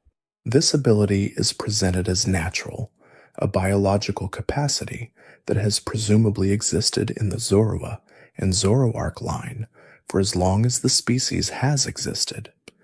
The theory asks what a world with Zoroark in it must have learned about trust and verification. If a Pokémon exists that can look exactly like any other Pokémon, then every Pokémon you encounter in the wild might be a Zoroark. The probability is low, but the possibility exists, and the theory holds that this possibility must have shaped how experienced trainers think about encountering Pokémon in the wild. This extends to interactions with humans. If Zoroark can make itself look like a person, then the Pokémon world contains a being capable of perfectly impersonating human individuals, walking among human populations undetected. The games use this ability narratively in the event that introduced Zoroark to the 5th generation games, but the theory notes that the ability did not come into existence for that narrative purpose. It has presumably been present in the species for as long as the species has existed. The theory proposes that the existence of Zoroark has produced in the cultures of the Pokémon world a particular quality of awareness about the limits of visual evidence, a cultural knowledge that appearance cannot be fully trusted, that what you see when you encounter an unknown being might not be what that being actually is. There is a theory about the relationship between the player and the game's world that concerns the character of the protagonist and what their silence implies about the nature of identity in the games. The player character in most Pokémon games does not speak. They are given a name, and in some games, a limited appearance customization, but their personality is never defined by the game itself. The theory about player character silence concerns how this absence of voice shapes the player's relationship to the story. Without a defined personality, the player character becomes a vessel for the player's own perspective, a being whose reactions and feelings are supplied by the person holding the controller. This is a deliberate design choice that makes the games feel personally involving in a way that games with strongly defined protagonists sometimes do not. But the theory pushes further, asking about the other character's experience of a silent protagonist. The people the player character meets, the gym leaders, the rival, the professor, the antagonists, all of them interact with this character who never speaks and yet clearly communicates, since the interactions proceed normally and relationships develop over the course of the journey. The theory suggests that the silence of the player character is not experienced as silence by the characters within the game, that from their perspective, the protagonist communicates normally, and their silence is an artifact of the game's medium rather than a fact of the world's. This creates a productive ambiguity about what the player character is actually saying in every interaction that is depicted as wordless, an infinite space of possible dialogue that each player fills with their own imagining. There are theories about the Unown that have been circulating since their introduction in the 2nd generation concerning the relationship between these letter-form Pokémon and the world's deeper history. The Unown are shaped like letters of an unknown alphabet, and in the ruins of Alph, they are found inscribed on stone in combinations that can be deciphered as words. The messages discovered through Unown research in the 2nd generation games are brief and enigmatic. They communicate things about the relationship between humans and Pokémon, about history, about transformation.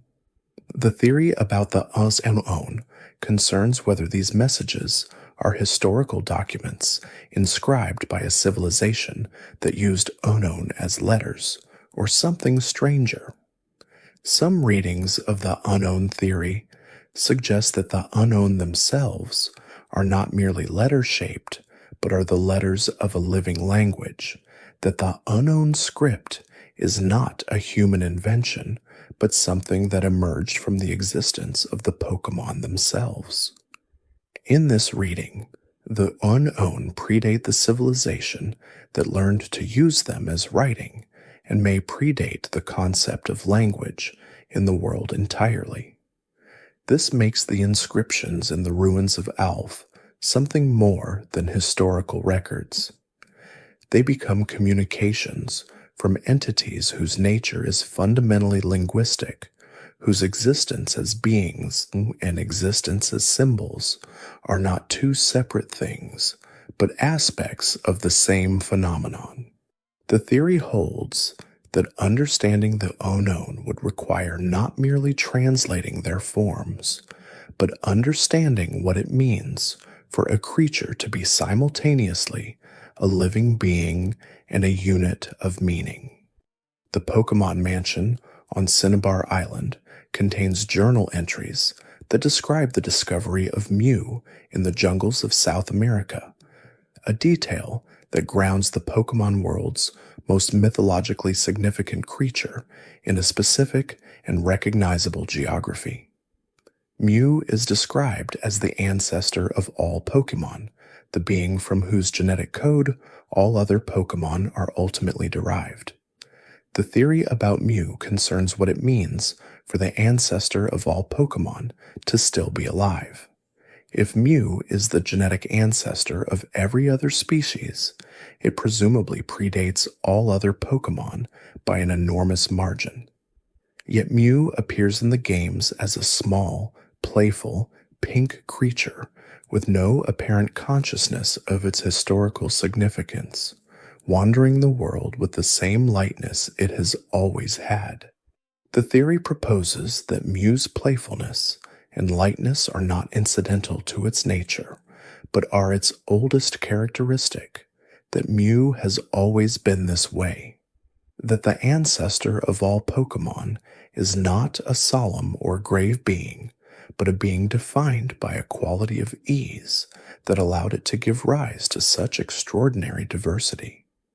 This reading makes Mew's psychic power and its ability to learn any move not merely useful abilities, but expressions of a fundamental openness, a being so complete in itself that it contains the potential for everything else without being defined by any one thing. The Mew that floats through the world with apparent unconcern is, in this theory, the most honest representation of what it actually is, a being so foundational that specificity has never been necessary for it, that the particular forms every other Pokémon took are differentiations of a wholeness that Mew itself never needed to divide. There is a theory about Gengar that concerns its relationship to Clefable, the fairy-type Pokémon associated with moonlight, and a quiet magic that the games have treated with reverence. The theory begins with a visual observation that has been present in the fandom for decades. Gengar and Clefable share a silhouette. If you trace the outline of Clefable and compare it to the outline of Gengar, the shapes align in ways that seem too deliberate to be coincidental. Both have rounded bodies, pointed ears, small wings, or wing-like structures, and a similar proportions of limb to torso. The theory suggests that Gengar is the shadow of Clefable, that these two Pokémon are not merely visually similar, but are linked in a deeper sense. One version of this theory proposes that Gengar is literally what becomes of a Clefable that dies in a specific way, that the transformation from normal and fairy typing to ghost and poison is a transformation between the surface of the world and the shadow dimension beneath it. The theory extends to note that both Pokémon are associated with effects on the beings around them. Clefable is said to bring happiness to those who see it. Gengar is said to cause a sudden chill, a premonition of misfortune. These effects are mirror images of each other, positive and negative versions of the same fundamental capacity to affect the emotional temperature of the space around them. This mirroring, the theory holds, is not coincidental, but is the expression of a design that understood opposites as inseparable.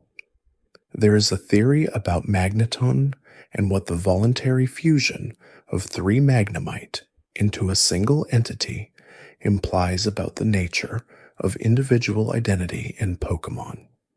3 separate creatures combine into one near strong magnetic fields. What becomes of the 3 separate consciousnesses after the combination?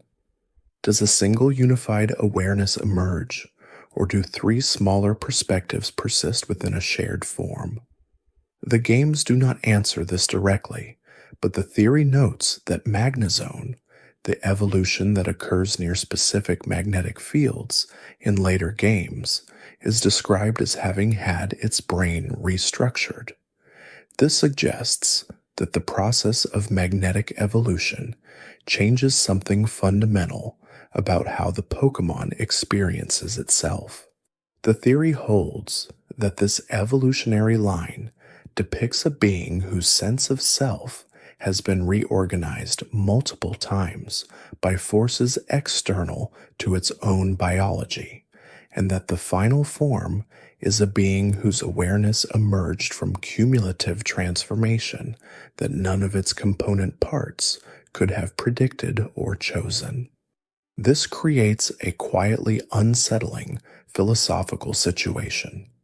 If 3 beings can become one, and if that one being is then further transformed at the level of its own awareness, then identity in the Pokémon world is not fixed, but is subject to forces that operate on the level of what a being fundamentally is. The theory suggests that the Magnemite line is one of the clearest examples the games provide of identity as something that can be made and remade rather than something that simply persists. There is a theory about the Elite Four that concerns whether their role is purely competitive or serves a function beyond battle testing.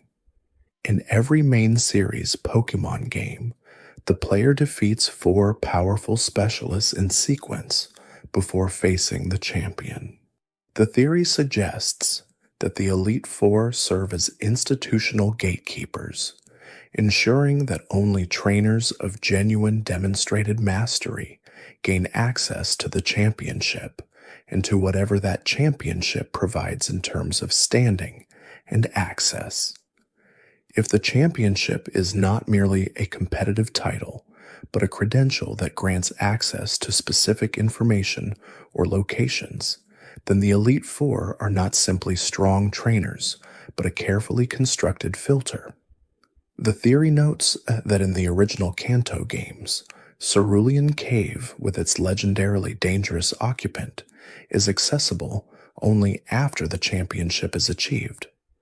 This means the championship functions as the gate to the most dangerous and significant spaces in the region.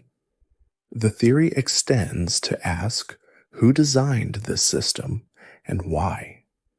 The Pokémon League exists in every region, but its precise purpose is never fully articulated by any in-game authority.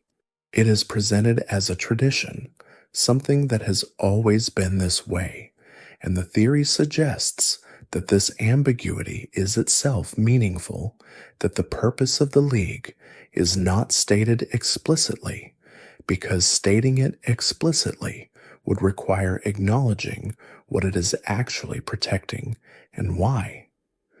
There is a theory about the move destiny bond and what it implies about the metaphysics of consequence in the Pokemon world. The move creates a link between two beings such that if the user is defeated, the opponent falls as well. Ghost-type Pokemon learn it most commonly, and this association with ghost types gives the move an additional layer of significance. Ghost types are already associated with the persistence of bonds across the boundary of death. A ghost using Destiny Bond is creating a connection of fate between itself and its opponent. The theory holds that this move represents one of the clearest expressions in the games of a worldview in which relationships between beings carry real metaphysical weight, in which the connections formed in the present reach forward into outcomes that have not yet occurred. The existence of moves named Future Sight and Foresight alongside Destiny Bond suggests that the Pokemon world understands fate as something woven from existing connections rather than as something imposed from outside. This is a distinctive cosmological position. The Pokemon world, through its move naming and move mechanics, quietly argues that what will happen is shaped by what relationships currently exist, that the future is not empty possibility, but is already being formed by the bonds that are present now. The theory finds this philosophical position expressed not in any explicit dialogue, but in the functional design of a battle mechanic. There is a theory about the music of the Pokemon games and what it communicates about the spaces and moments it accompanies. The games operate on multiple simultaneous channels of communication, and the music is not merely accompaniment to visual and narrative experience, but is itself carrying information about the world. The theory holds that certain compositions encode information about a space that the visual design cannot fully convey, that you can feel something true about Lavender Town before you understand consciously why. The ambient compositions of underwater roots and ancient ruins create a specific quality of listening experience that primes the player for encounters those spaces contain. The themes associated with legendary Pokémon appear before the player has met those Pokémon, preparing an emotional register for an encounter whose nature they do not yet fully know. The credits music of games with extended endings is designed not as celebration, but as reflection, carrying the player from the experience of completion into something more like the feeling of having returned home changed. The theory proposes that the music of the Pokémon games was composed with an understanding that players would carry these melodies for decades, that certain pieces would be the soundtrack to formative memories of first encounters with extraordinary things. The compositions that have achieved this status are not merely technically accomplished, but are emotionally precise, calibrated to the specific quality of experience they were designed to accompany in ways that remain effective long after the moment of first hearing. There is a theory about the nature of Slowbro and the symbiosis between Slowpoke and Shellder that concerns what happens to identity when two organisms permanently merge. A Slowpoke that becomes a Slowbro has not merely grown, but has become part of a new organism that includes another being's body. The Shellder attached to its tail is still alive, still a separate creature, still capable of independent response. The Pokedex notes that the Shellder's bite injects a neurotoxin that triggers the transformation and affects Slowbro's brain. The theory asks whether Slowbro's altered intelligence is the product of genuine neurological transformation or of chronic chemical alteration by a creature permanently attached to its body. If the latter, then Slowbro's evolved state is not a natural development, but a sustained condition, a being that is continuously experiencing the effects of another being's biology incorporated into its own.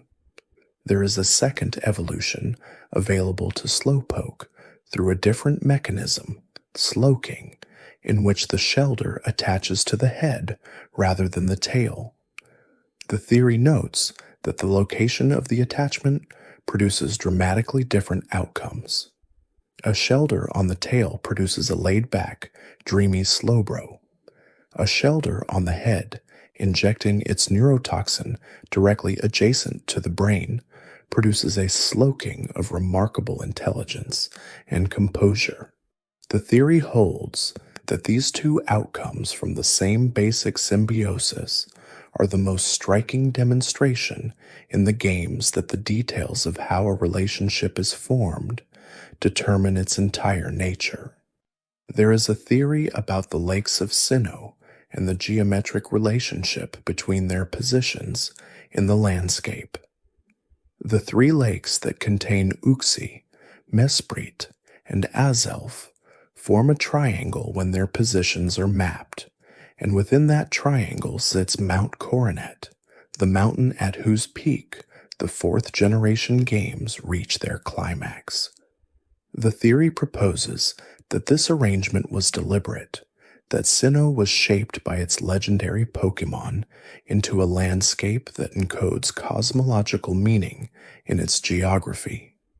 A triangle of knowledge, emotion, and willpower surrounding the mountain where creation and dimension intersect is not merely a geographical arrangement, but a statement about what the region values and what its landscape is designed to protect. The theory holds that Sinnoh is the most deliberately structured of any Pokémon region, and that a player who understands its mythology will see the landscape differently, reading the map not as terrain, but as meaning given spatial form. This reading extends to the rest of the region's geography. The underground passages that honeycomb beneath Sinnoh, the snowfields of the north, the historical ruins scattered across its roots, all of these feel less random when understood as components of a designed space, a region whose every significant location is positioned in relationship to the others according to principles that the creation mythology makes legible. There is a theory about Ditto and what its ability to transform into any other Pokémon implies about identity and form. A Ditto that becomes a Charizard is, in every external sense, a Charizard. It has the same appearance, the same abilities, the same moveset, and yet it remains Ditto. Its identity persists through a transformation so complete that nothing visible of its original form remains. The theory asks what kind of self is robust enough to survive this kind of total surface transformation.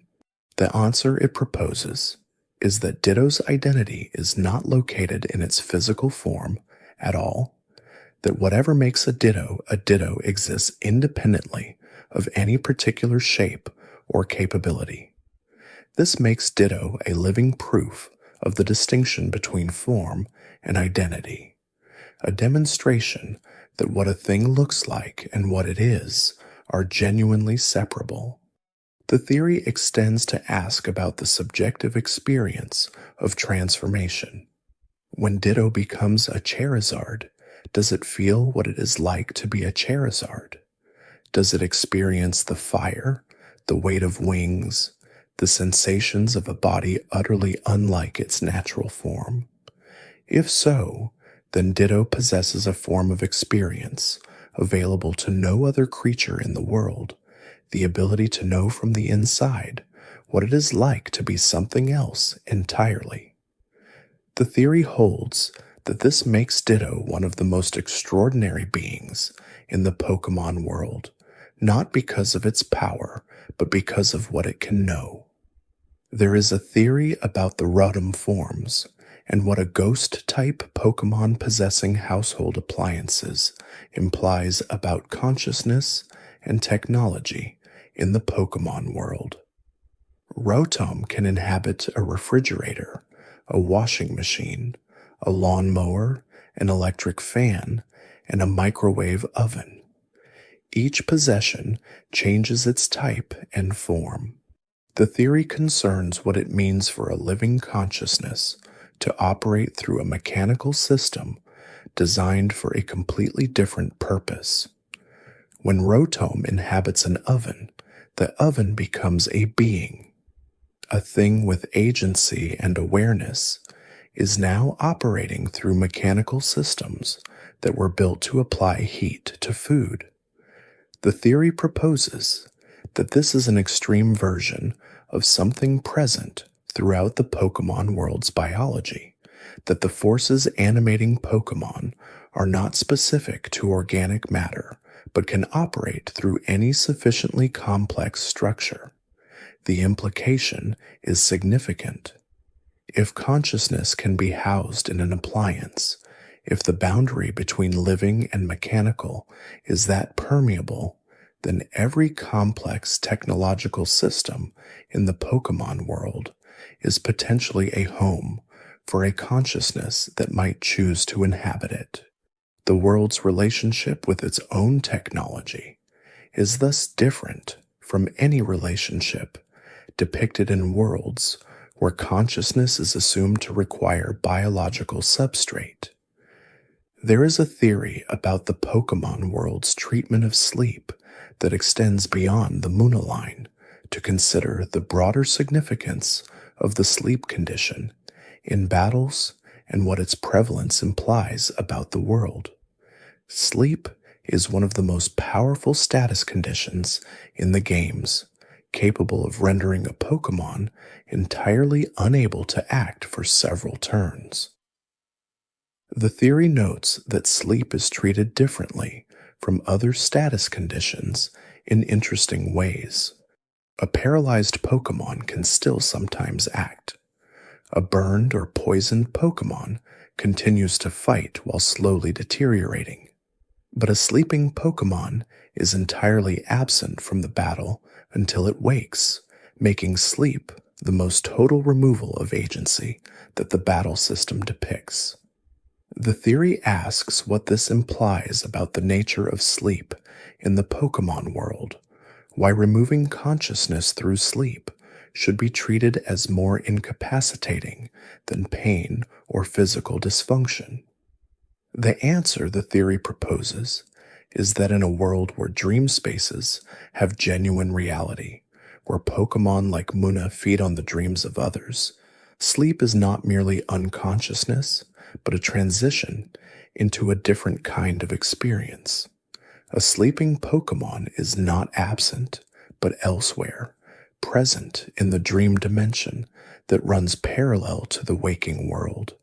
The sleep condition in battles is not simply a depiction of a Pokémon that cannot act because it is unconscious, but of a Pokémon that is fully present somewhere else entirely. This reading gives the sleep condition a philosophical depth that the mechanics alone do not convey.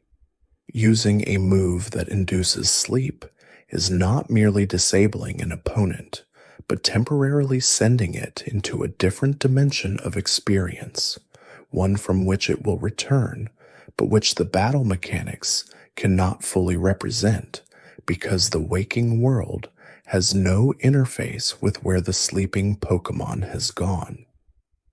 There is a theory about the Pokémon world's tendency toward cycles, toward the recurring emergence of threats that require a new generation of trainers to face them. Team Rocket reformed in Gold and Silver despite being dismantled in Red and Blue. Team Aqua and Magma returned in the remakes. Team Galactic's goals outlasted its defeat in certain interpretations of the fourth generation's post-game. The theory about this cyclical quality concerns what it implies about the relationship between institutional structures and the individuals who lead them. Criminal organizations in the Pokémon world are not eliminated by the defeat of their leadership. They persist because the conditions that produced them, the desire for power over Pokémon and over the world they shape, are conditions that the world itself has not resolved.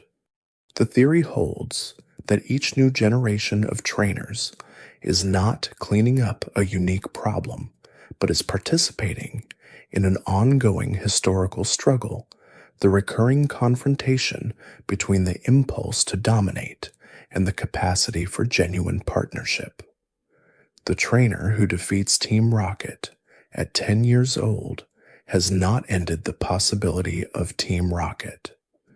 They have pushed back against an expression of something that the world contains and will continue to produce. This reading makes the player's victories meaningful, but not final, significant moments in a longer story, rather than definitive conclusions. The theory suggests that the games understand this, that the post-game moments where Team Rocket is attempting to reform, where hints of future threats appear in the world, are not narrative oversights, but acknowledgments that the work of maintaining a world worth living in is never completed, but must be done again with each new generation. There is a theory about the ancient history encoded in the walls of Pokémon World ruins, specifically about the cave paintings and stone carvings that appear in Sinnoh, Hoenn, and Kalos. These images depict legendary Pokémon in ways that suggest the civilizations that created them had direct experience with beings that later generations treat as mythological. The theory concerns the transition from direct experience to legend, from living interaction with creatures of extraordinary power to the symbolic depictions preserved in stone. The carvings in Sinnoh's ruins show the creation myth explicitly, Arceus emerging from the void, Dialga and Palkia shaping time and space, the late Guardians awakening. These are not abstract symbols, but narrative depictions, sequential images that tell a story. The civilization that created them was not making metaphors. They were recording events they had witnessed or that their immediate ancestors had witnessed.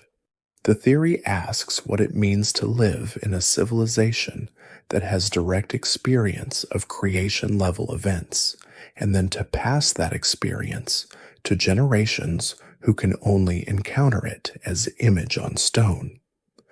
The gap between the painters and the players who read their work across millennia is one version of the gap between experience and inheritance that runs through every culture's relationship with its own foundational history. What the ruins preserve is not merely visual information, but the emotional register of a civilization that was present for events of cosmic significance. The care of the carvings, their detail, and their narrative organization suggest people who understood that what they were recording was worth preserving with precision, that those who came after would need to know not just that these events occurred, but how they unfolded and what they meant. There is a theory about Gardevoir and its defining characteristic described across multiple generations of Pokedex entries as a Pokémon that will give its own life to protect its trainer. The theory concerns what this description implies about the nature of loyalty and sacrifice in the Pokémon world's ethics. Gardevoir is capable of creating small black holes and of generating enough energy to distort space-time. These are not modest capabilities. A creature with this level of power, choosing to orient that power entirely around the protection of a specific individual, is a choice that deserves examination. The theory asks what kind of relationship would produce this level of devotion in a being of this kind of power. The answer the theory proposes is that Gardevoir's devotion is not submission but an expression of genuine love, that it protects its trainer not because it is required to or because its nature is servile, but because it has made an assessment of the relationship and found it worth protecting at any cost. This reading makes Gardevoir not a loyal tool, but a being that has exercised its own judgment and decided that the trainer in its care deserves the full weight of its protection. This raises a question the theory finds important. If Gardevoir would sacrifice itself for its trainer, what does the trainer owe Gardevoir? The games do not address this directly, but the asymmetry of the relationship, as described in the Pokédex, creates a moral weight that the theory holds cannot be ignored. A being that loves you enough to destroy itself for your protection has given you something that the normal frameworks of ownership and training do not adequately account for. There is a theory about the relationship between Absol and the disasters it is said to predict. Absol is known as the disaster Pokémon, described as appearing in areas before catastrophic events, and historically blamed by humans for causing the disasters it actually only predicts.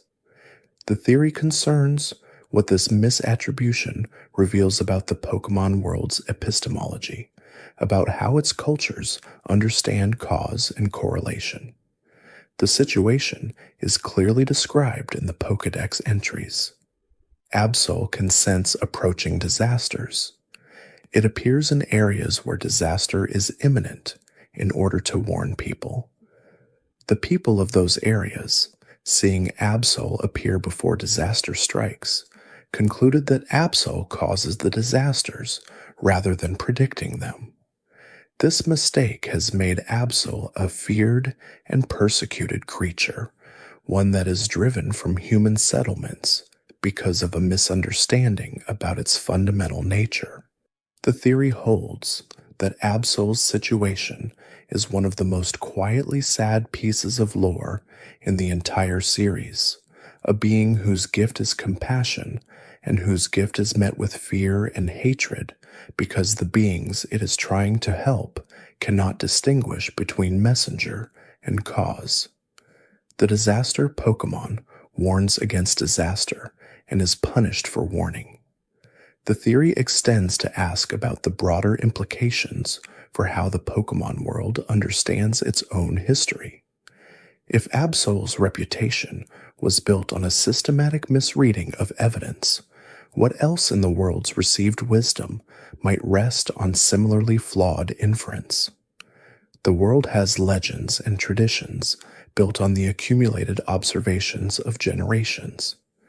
The theory suggests that Absol is a warning not merely about natural disasters, but about the danger of confident conclusions drawn from incomplete observation. There is a theory about the Jirachi mythology and what the 7-day awakening cycle of the wish-granting Pokémon implies about the value and scarcity of genuine fulfillment in the Pokémon world. Jirachi sleeps for 1,000 years at a time and is awake for only 7 days before returning to sleep. During those 7 days, it is said to grant wishes. The theory concerns why a being capable of granting wishes would spend the overwhelming majority of its existence asleep.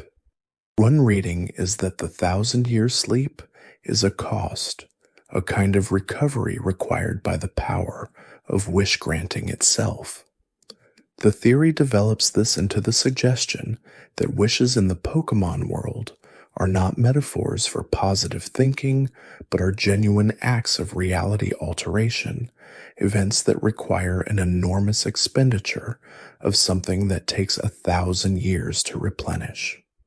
The scarcity of Jirachi's availability enforces the scarcity of genuine wish fulfillment, ensuring that the capacity to alter reality is not something that can be accessed continuously, but only at rare intervals. This gives wishes in the Pokémon world a weight that casual invocations of wishing do not carry. When someone encounters Jirachi during its 7-day window, they are encountering a once-in-a-millennium opportunity. The theory asks whether the people of the Pokémon world understand this weight, whether the wish-granting mythology that surrounds Jirachi is accompanied by an awareness that wishes are serious, that altering what is costs something, and that the cost of Jirachi's generosity is 7 days of consciousness in 1,000-year life.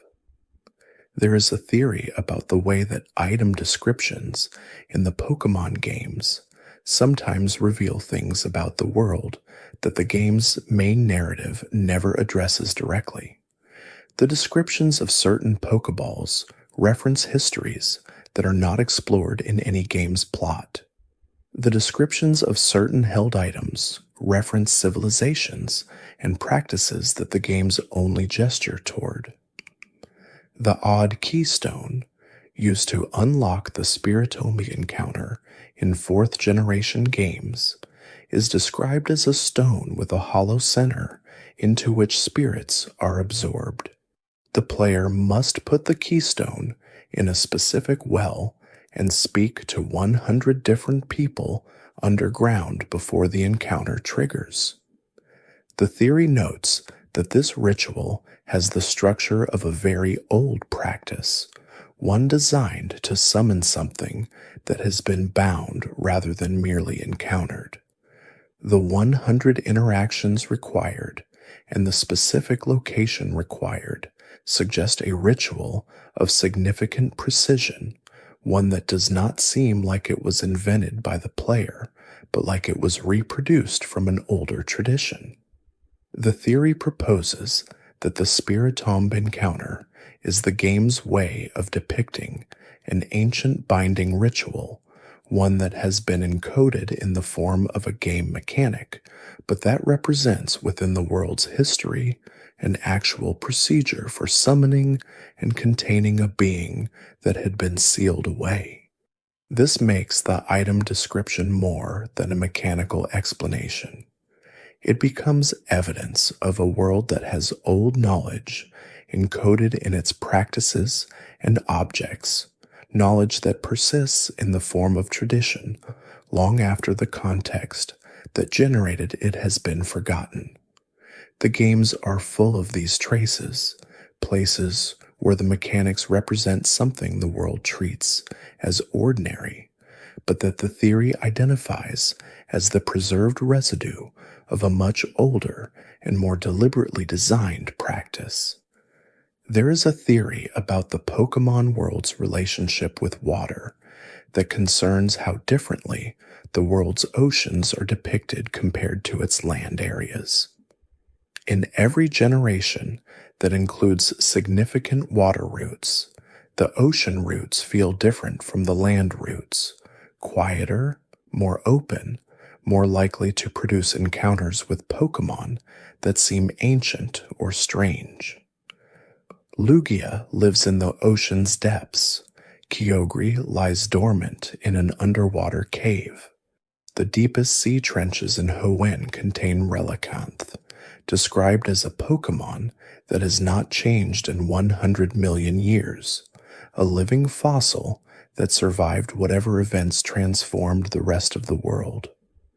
The theory proposes that the ocean in the Pokémon world functions as a reservoir of the world's oldest history, a space where time moves differently and where the oldest forms of life have persisted because the depths offered conditions stable enough to allow survival across geological epochs.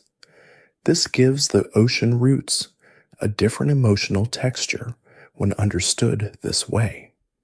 The player crossing the ocean in any Pokemon game is crossing a space that contains the world's oldest living things, beings that predate human civilization, that were present for events recorded now only in the geological record.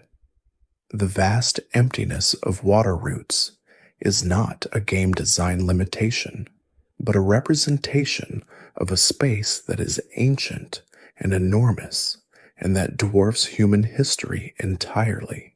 The theory holds that the ocean in the Pokemon world is the region of greatest depth, not merely physical depth, but temporal depth.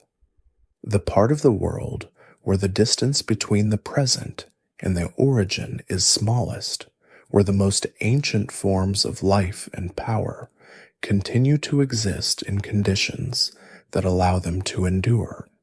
There is a theory about the Pokemon called Mimikyu and what its design philosophy reveals about loneliness in the Pokemon world.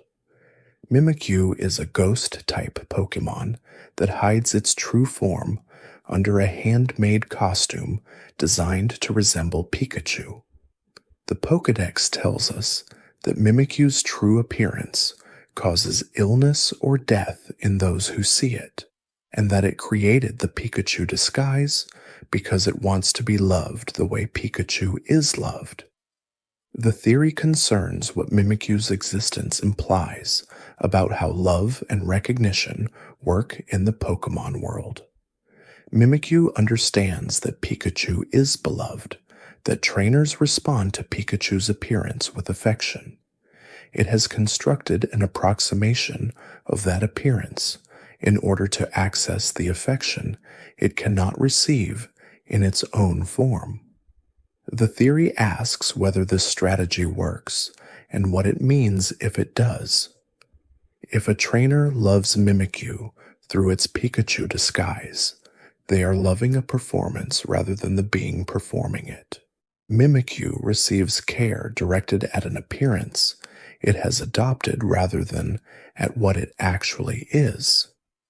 The theory holds that this situation is one of the most poignant in the games, a creature so desperate for connection that it has constructed an elaborate fiction around itself, and that the fiction, however imperfect, does allow a form of connection that the creature would otherwise be entirely denied. The theory extends to ask what it would mean to love Mimikyu for what it actually is. The games suggest this is possible, that a trainer who persists in their relationship with Mimikyu past the initial disguise develops a genuine connection with the creature beneath. But this requires the trainer to remain in relationship with something that the world has designated as dangerous to perceive directly, to choose closeness with a being that carries real risk. The theory holds that this makes the Mimikyu relationship one of the most honest explorations in the games of what genuine love, as opposed to comfortable affection, actually requires. There is a theory about the Pokemon world's concept of destiny and what it means that certain trainer-Pokemon partnerships are described as fated or predestined in specific game stories. The bond between certain legendary Pokemon and specific trainers, suggested in the mythologies of several regions, implies a cosmology in which not all relationships are accidental, but some are arranged by forces operating at a scale beyond individual choice. The theory asks what it means for a human-Pokemon partnership to be fated. If Arceus or some equivalent force has arranged a specific meeting between a trainer and a specific legendary Pokemon, then the trainer's journey is not entirely their own. They are moving through a landscape that has been shaped to lead them to a specific encounter at a specific time, and their sense of individual agency their feeling that they chose each step of the journey is coexisting with an arrangement they did not make. This does not make the journey meaningless. The theory holds that fated partnerships in the Pokémon world are not imposed but invited, that the legendary Pokémon that is waiting for a specific trainer has been waiting because it has recognized something in that trainer that makes the partnership worth arranging. The fate is not that the trainer must come, but that the conditions are present for something significant to occur if they do. The player's journey through any main series game moves through exactly this combination of choice and arrangement, of routes that can be traveled in multiple orders, and yet somehow always arrive at the same significant encounters. The theory proposes that this feeling of structured freedom, of choices that consistently arrive at meaningful moments, is not a game design artifact, but is the texture of what fate actually feels like from the inside, the sense that your choices are genuinely yours, and also that they are leading somewhere that was always going to be significant. There is a theory about the move return and what it represents about the relationship between a Pokémon and its trainer. Return is a move that becomes more powerful the higher the user's friendship with its trainer. A Pokémon with maximum friendship using Return uses a move of maximum power. The theory concerns us what this mechanic is actually measuring and what it says about the relationship between trust and capability. In the Pokémon world's battle system, most moves derive their power from the user's attack stat or special attack stat, from the inherent physical or metaphysical force the Pokémon can generate. Return is different. Its power comes from the quality of the relationship rather than from any biological capacity.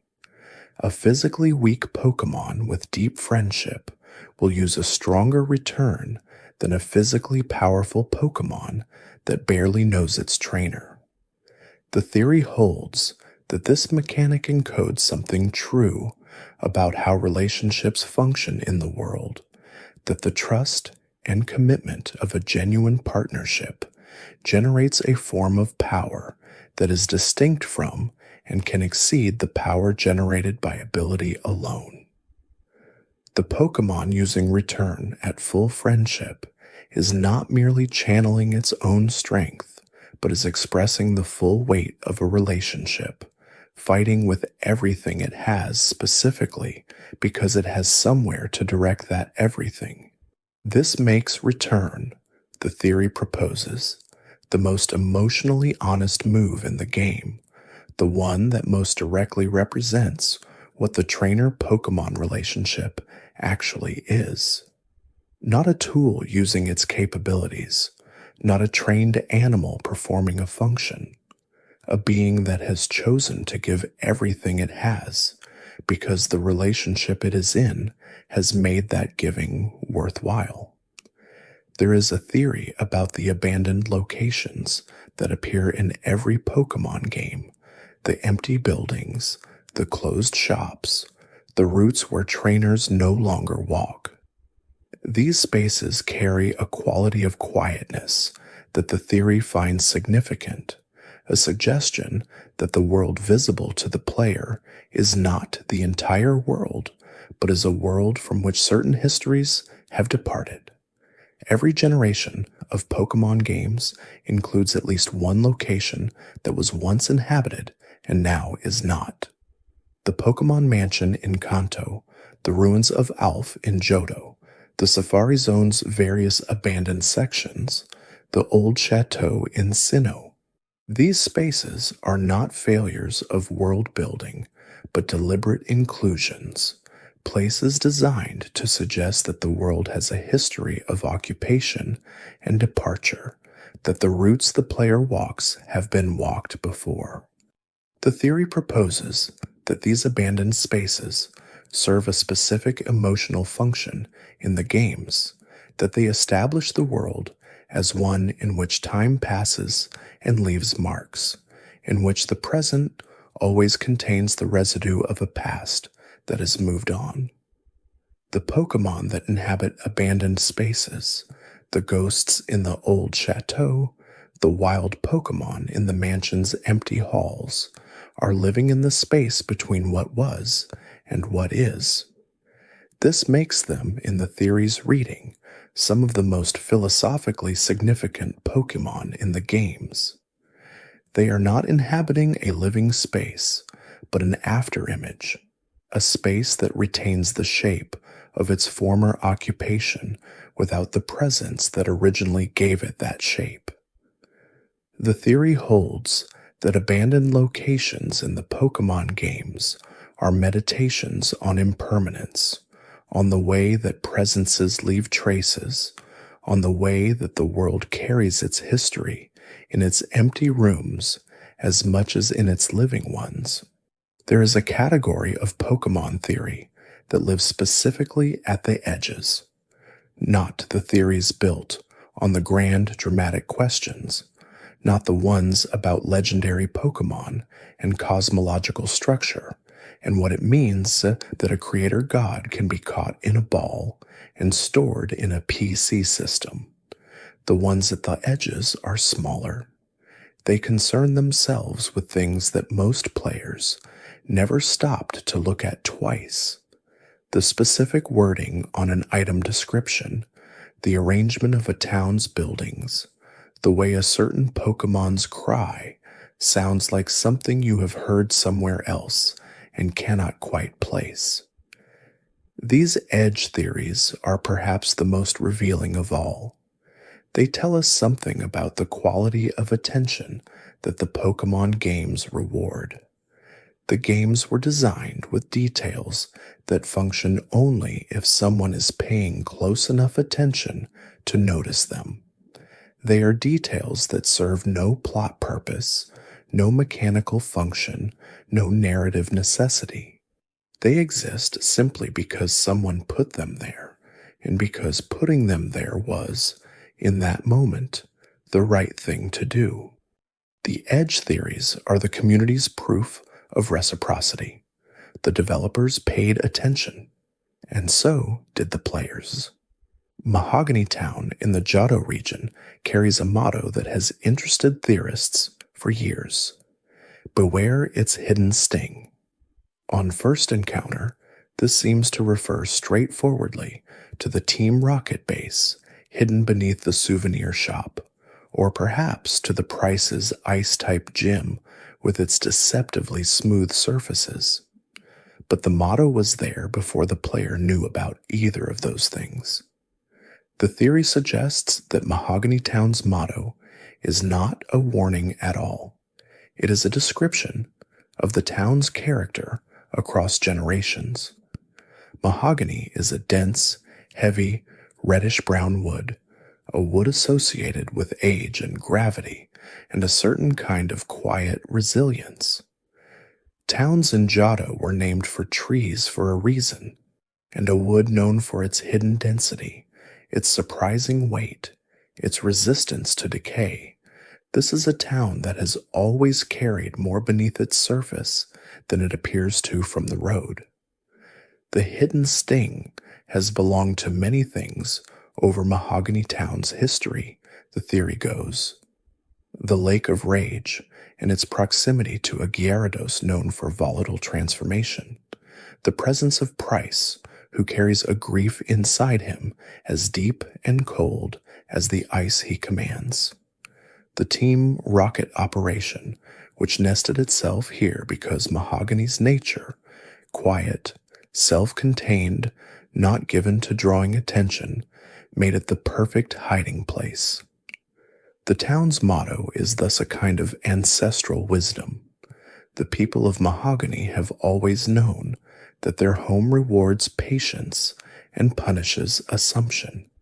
They put that knowledge in the motto because it was true and because it had always been true, long before any particular sting had found its particular hiding place. The motto is not a warning about a specific threat. It is a description of a sensibility passed down the way all genuine local knowledge is passed down, not as instruction, but as character. Price is the fullest expression of this character. He is a man who has hidden something for decades, the guilt and grief of losing a Piloswine he loved, believing it abandoned him, carrying that wound quietly for so long that he built his entire public identity around coldness and control. He did not advertise his pain. He became himself a hidden sting, a man whose apparent hardness contained something much softer and much sadder beneath it. Mahogany knew this about itself before Price was born. It named itself accordingly, and the town and the man grew into each other the way places and their long-term inhabitants always do, each reflecting something essential about the other, each carrying the same specific quality of hidden depth. The bell tower in Ecritake City, called the Tin Tower in some translations, stands as one of the most quietly significant structures in the entire Pokémon world. It is where Ho-Oh once perched. It is where 3 Pokémon died in a fire and were resurrected as the legendary beasts. It is, by the time the player arrives, a place of patient waiting. Ho-Oh has not returned, and the people of Ecritake maintain the tower in the hope that it someday will. The tower burned 300 years ago, according to in-game accounts. The 3 Pokémon who perished in that fire became Raikou, Entei, and Suicune, and Ho-Oh, moved by the tragedy, restored them to life before departing. The rebuilt bell tower stands as both a memorial to that loss and a beacon for a possible return. The theory concerns what the rebuilding of that tower tells us about the people who did it. 300 years is a long time to maintain a monument to absence. The bell tower's upper floors are deliberately kept sparse, preserved in a state of readiness rather than occupation. The people of Ecritake did not fill the tower with their own things. They did not decide, after a generation or two had passed without Ho-Oh's return, that the bird was simply gone and the tower should be put to other uses. They rebuilt it, and then they kept it ready, and then they kept keeping it ready for 3 centuries. This is a theory about faith, but not religious faith in the supernatural sense. It is faith as practical commitment, the decision to maintain a space for something that has not yet come back, on the principle that your maintenance of that space is part of what makes the return possible. Ho-Oh, in this theory, is drawn to places that are kept ready for it. The torch it carries, the sacred fire it embodies, these require a landing place that has been actively prepared, actively waited upon. The Kimono girls, who guard the tower's secrets and serve as the gatekeepers to Ho-Oh's summons in later games, are the living expression of this theory. They practice and train and maintain their role across generations in a lineage of readiness that mirrors the tower's own architectural readiness.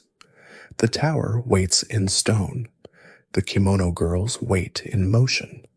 Together, they constitute a complete act of welcome, extended across 300 years to something that has not yet arrived. When Ho-Oh does appear to the right trainer, it is appearing to someone who has demonstrated, through the difficult, specific work of earning the clear bell and earning the Kimono girl's acknowledgement, that they understand this quality of readiness. They have earned the right to stand in the place that has been kept for 3 centuries, because they, too, have prepared themselves with genuine care. The bell tower, then, is not just a monument to loss.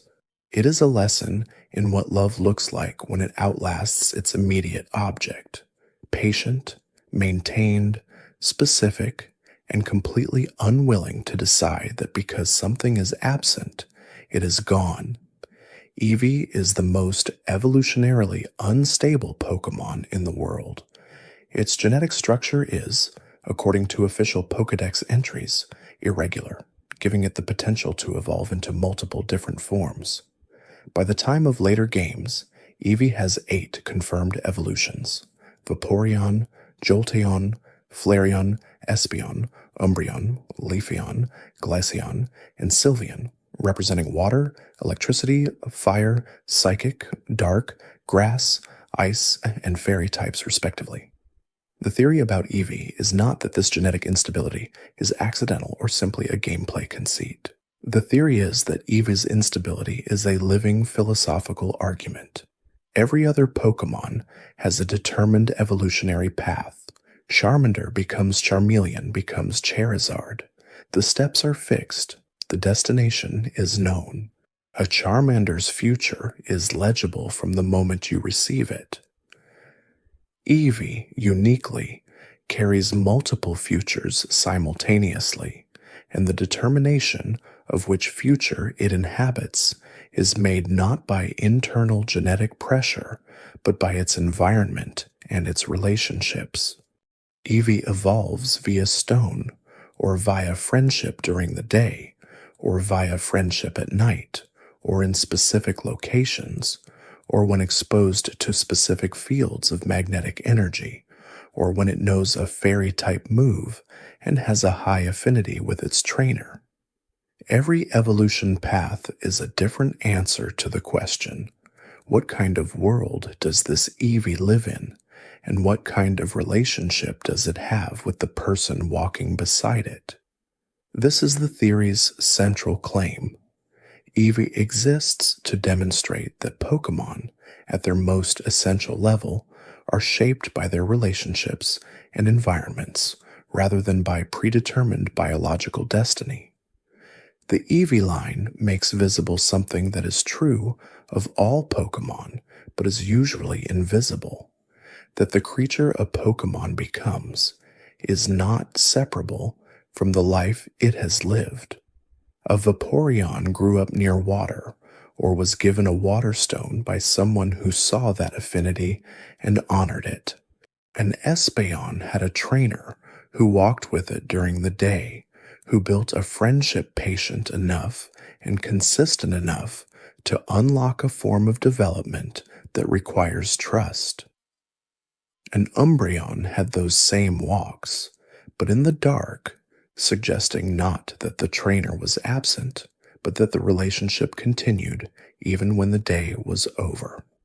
Sylveon, the fairy-type evolution, requires affinity and a fairy-type move, a combination that specifically represents the Eevee having been trained in a particular way, having learned something particular about how to engage with the world.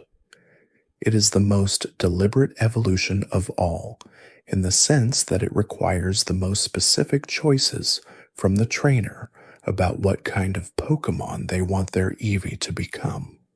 And yet none of the 8 evolutions is wrong. None is a failed version of Eevee. They are all complete, all valid, all the full expression of an Eevee that was cared for and developed in a particular way. Eevee's potential is not a burden or an uncertainty.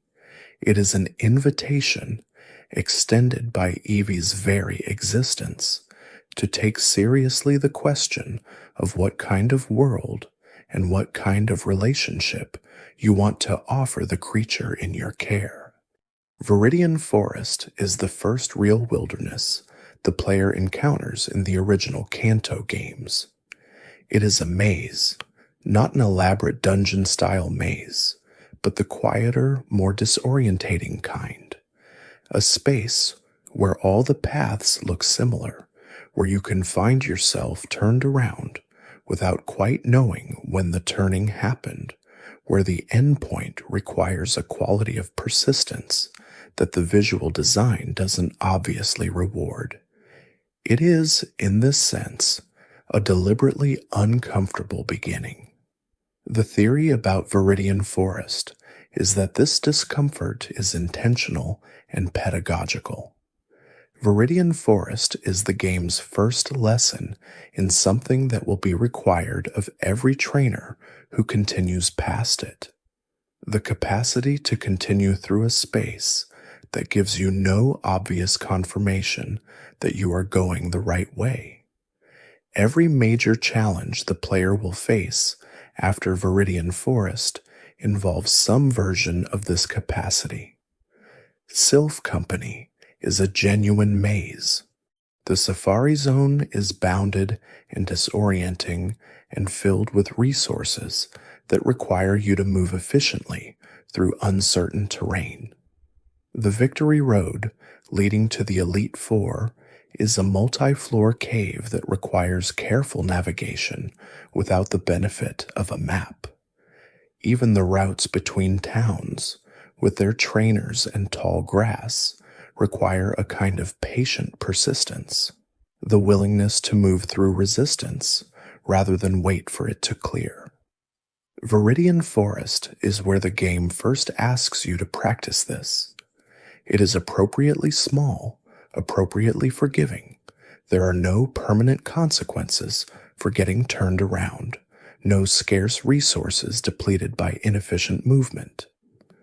It is a safe space to practice being lost, and it plants, in the experience of every trainer who passes through it, a memory of having been uncertain and continued anyway, of having trusted the path enough to keep walking it, even when it was not clear. There is also something to be said about what Viridian Forest contains. Caterpie and Metapod and Weedle and Kakuna, the early bug-type Pokémon that evolve into Butterfree and Beedrill, the first evolutions most players will ever witness. The forest is the place where you first see what it means for something to become something else, to carry its former shape within it, and emerge from it changed. You leave Viridian Forest different from how you entered.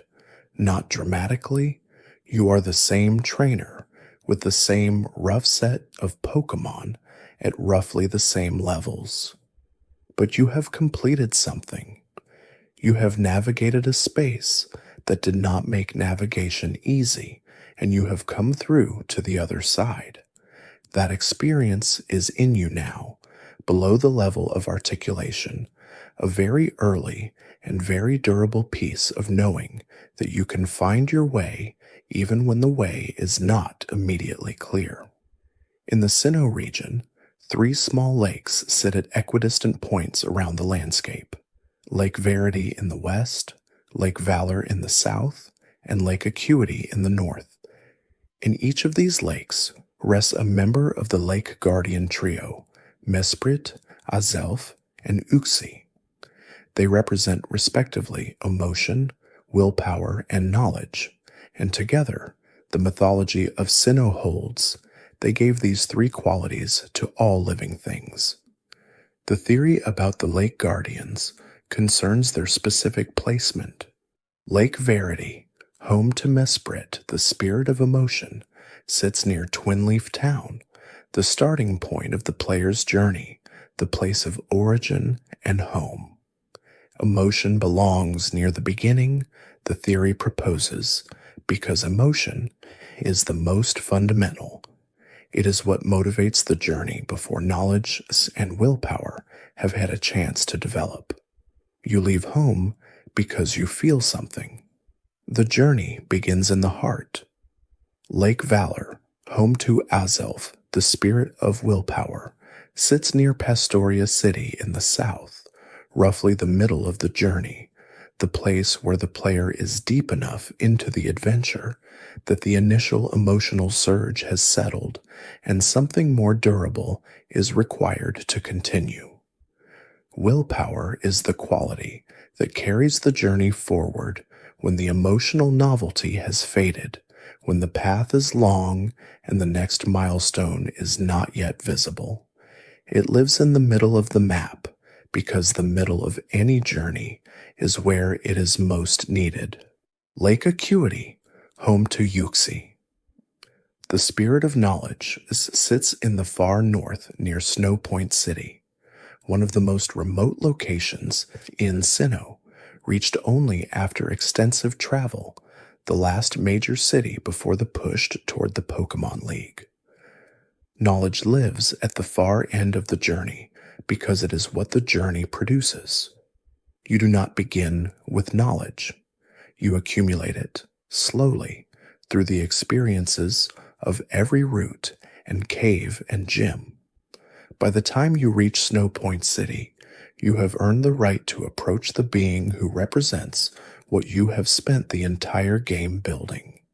The 3 lakes in this theory are not simply 3 bodies of water that happen to contain legendary Pokémon.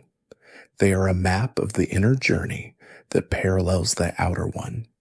The geography of Sinnoh is, in this reading, a diagram of what it means to undertake any significant challenge. You begin with feeling, you sustain yourself with will, and you arrive, if you persist, at something that can genuinely be called understanding. The Safari Zone in Fuchsia City presents a figure of quiet pathos, the Safari Zone Warden. He cannot speak.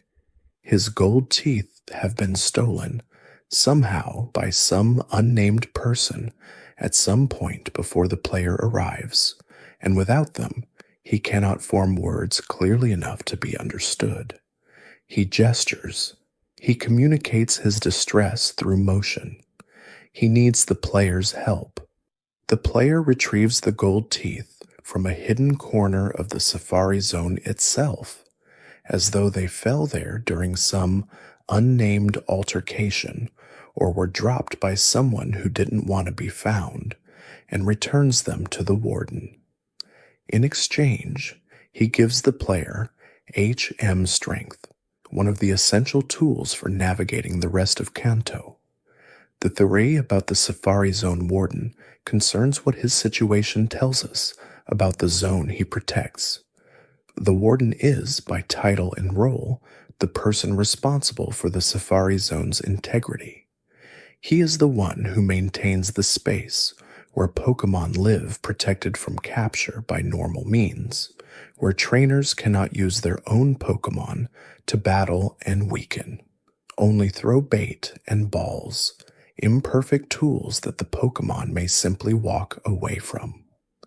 The Safari Zone is, in whatever imperfect way, a space that attempts to respect the wildness of the Pokémon within it, and its guardian has been rendered voiceless.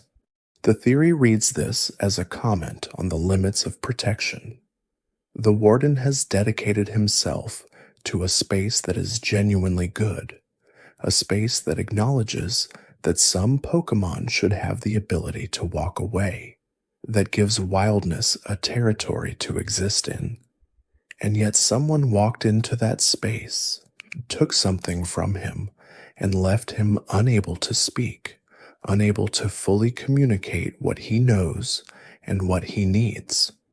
The player's role here is to restore his voice, not by being stronger than whoever took the teeth, but simply by looking where the Warden could not reach, finding what was lost and returning it. And in exchange, the Warden shares with the player the tool for moving heavy things, strength. The gift of someone whose voice has been restored is the capacity to push through obstacles. It is a small story, told in a few text boxes, about a specific kind of reciprocity. You helped him speak again. He helps you move forward. Neither of you can do the important work alone. The fossil Pokémon occupy a particular position in the world's ecology. They are ancient creatures, extinct in their original form, revived through scientific processes that the games treat as remarkable but achievable. Omanate and Kabuto from Kanto, Aerodactyl, Lilip and Anorith from Hoenn, Cranidos and Shieldon from Sinnoh, Tortuga and Archon from Unova, Tyrant and Amora from Kalos, and the stranger, more ambiguous fossil Pokémon of Galar, assembled from mismatched parts. The theory about fossil Pokémon is that they are not simply ancient Pokémon successfully restored. They are approximations, intelligent, living approximations, but ones that carry within them the gap between what was recovered and what was once whole. The Pokédex entries for many fossil Pokémon contain hints of this incompleteness. They describe ancient behaviors, ancient habitats that do not fully translate to the current world. Aerodactyl is described as savage and primitive, its brutality belonging to a different era. Omanite groups, together for protection, a behavior that made sense when Omanite populations were widespread, but that revived as isolated specimens given to individual trainers, exists in a context that doesn't quite fit it. The Galar fossil Pokémon make this explicit. They are assembled from mismatched fossils by a scientist whose enthusiasm outpaces her accuracy, producing creatures that are literally wrong. Two different front halves combined, two different back halves combined, chimeras that function but that carry their wrongness visibly in their bodies. They are what happens when the restoration process is performed without sufficient knowledge of what the original was. The theory's broader claim is that all fossil Pokémon are, in some way, assembled from incomplete information. The lab at Cinnabar Island and its counterparts in other regions does its best with what it has, but the DNA recovered from ancient stone is fragmentary, and the creatures that emerge from the revival process are built on those fragments, filled in with inferences, alive but not quite identical to whatever once swam in ancient seas or soared over ancient forests. This is not a tragedy in the theory's reading. It is a condition. The fossil Pokémon are not failed versions of something better. They are exactly what they are, new lives built on ancient materials, carrying both the weight of deep time and the lightness of genuine present existence. They have names now. They have trainers. They have the morning and the evening and the full kit of Pokémon experience available to them.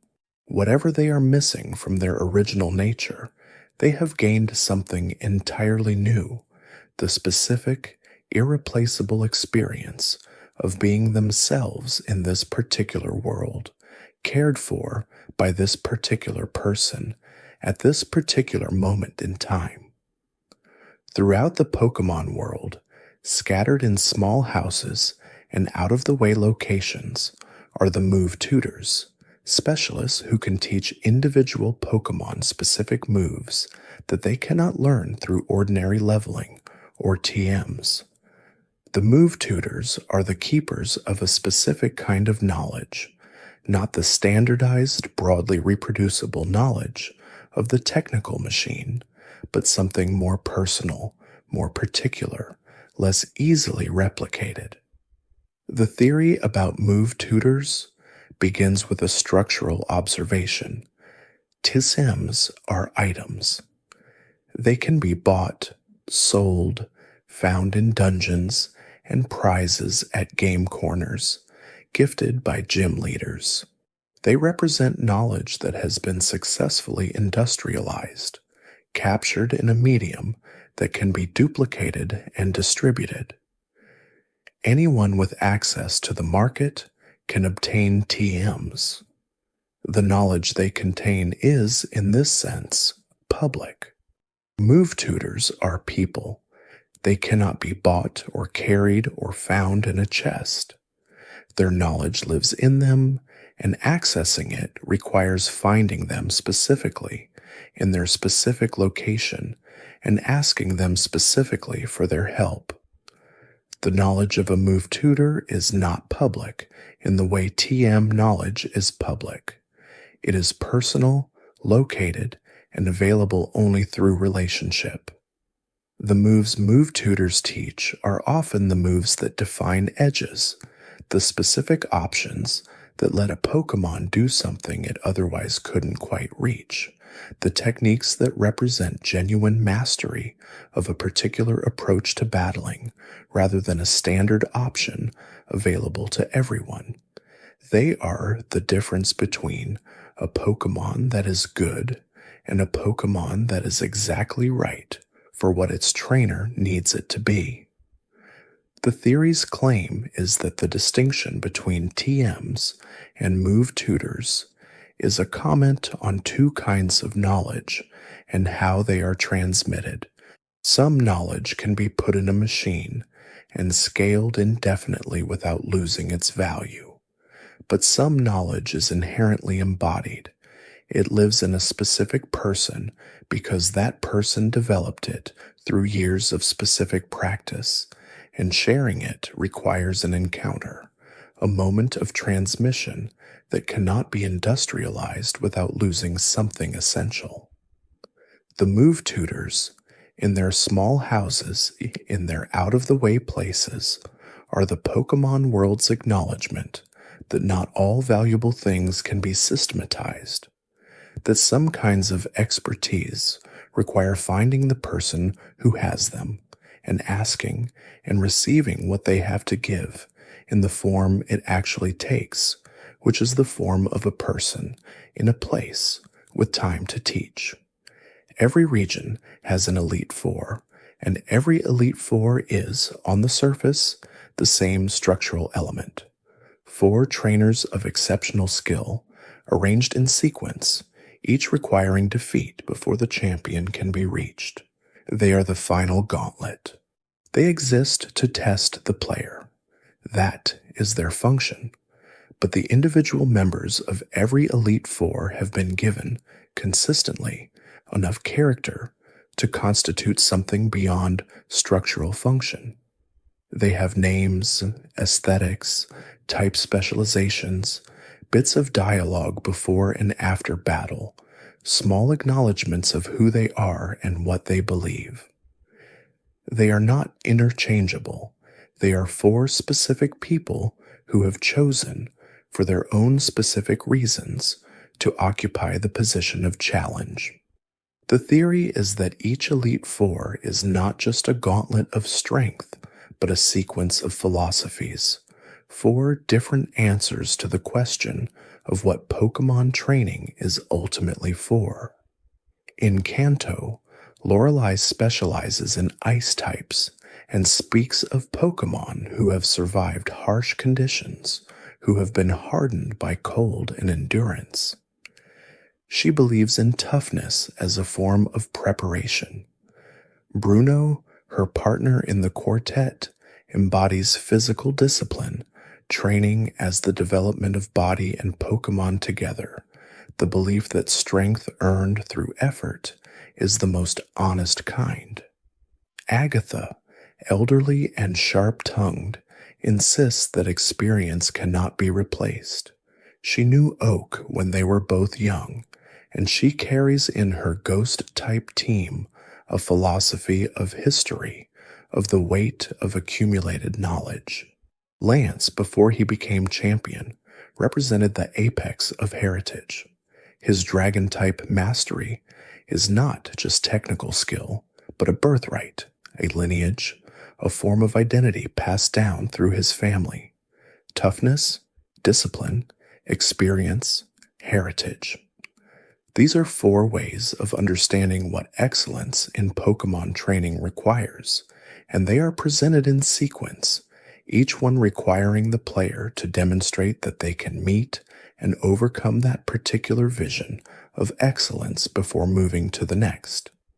The champion, when the player finally faces them, is the integration of all four.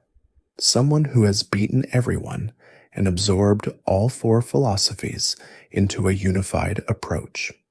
But the Elite Four remains legible as something more than difficulty spikes. It is a curriculum, an argument about what a truly developed trainer must embody. You cannot reach the champion without having answered in the most direct possible way all four of the prior questions. Gold and Silver introduced the real-time day-night cycle to the Pokémon games, and with it a set of changes to the world that were so naturalistic they were easy to take for granted. The music changed, the colors on screen shifted. Different Pokémon appeared in the tall grass. Some game mechanics functioned only at night. The theory about the night cycle is not simply that it added realism or variety, though it did both, but that it made a specific philosophical point about the completeness of the Pokémon world. Before Gold and Silver, the Pokémon world existed in a kind of perpetual present. There was no sense that the world continued without you, that events were happening in the background of the game's bright afternoon. The games were open in space. You could explore widely, but collapsed in time. Everywhere you went, it was the same moment. The night cycle changed this. It said, the world runs without you. Night falls regardless of whether you are playing. Pokémon who only come out at night have been living their nocturnal lives in the intervals between your play sessions, in the darkness you weren't there to see. The world has a rhythm that is not organized around your presence in it. This is, the theory proposes, a significant shift in how the games understand the player's relationship to the world they inhabit. You are not the center of the Pokémon world. You are a visitor to it, a participant in it, someone whose presence matters, but whose absence does not cause it to pause. The world is larger than your experience of it. The Pokémon who are most associated with night, Ghastly and Haunter and Gengar drifting through the darkness, Houndour and Sneasel moving through cooler air, Murkrow gathering in trees that seem ordinary in daylight, have always been there. They have always had their night. The games, before Gold and Silver, simply couldn't show it to you. When the night cycle arrived, it was not a new addition to the world. It was the world's way of finally introducing you to the part of itself it had been holding back. Darkness in the Pokémon world is not absence. It is a different kind of presence, inhabited by different kinds of Pokémon with different relationships to visibility and concealment and the specific quality of attention that the dark requires. The night cycle is an invitation to pay that different kind of attention, to sit with the world's less lit face and find it equally full, equally alive, equally worth knowing. At the end of every main series Pokémon game, after the champion is defeated, the player's team is registered in the Hall of Fame. The names, levels, and species of the 6 Pokémon on the team at that moment are saved, not to the story of the game, which will continue forward after the credits roll, but to a specific record. The Hall of Fame is a monument. It freezes a moment in amber. The theory about the Hall of Fame concerns what it is actually preserving. The 6 Pokémon in the Hall of Fame on any given playthrough are not simply the strongest available Pokémon, or the most optimally built, or the ones with the most impressive stats. They are the 6 that were there. They are the specific team that through whatever combination of choice and circumstance and affection was assembled for this journey and completed it. The Hall of Fame records not just victory, but specificity. These particular creatures, at these particular levels, named whatever they were named, carried this particular trainer to the end of the road. Many players have a Hall of Fame team that includes a Pokémon they chose for sentimental reasons rather than strategic ones. A starter they've had since the beginning, now slightly underleveled. A Pokémon caught early in the game that they grew attached to before they knew what the meta looked like. A Pokémon with a nickname.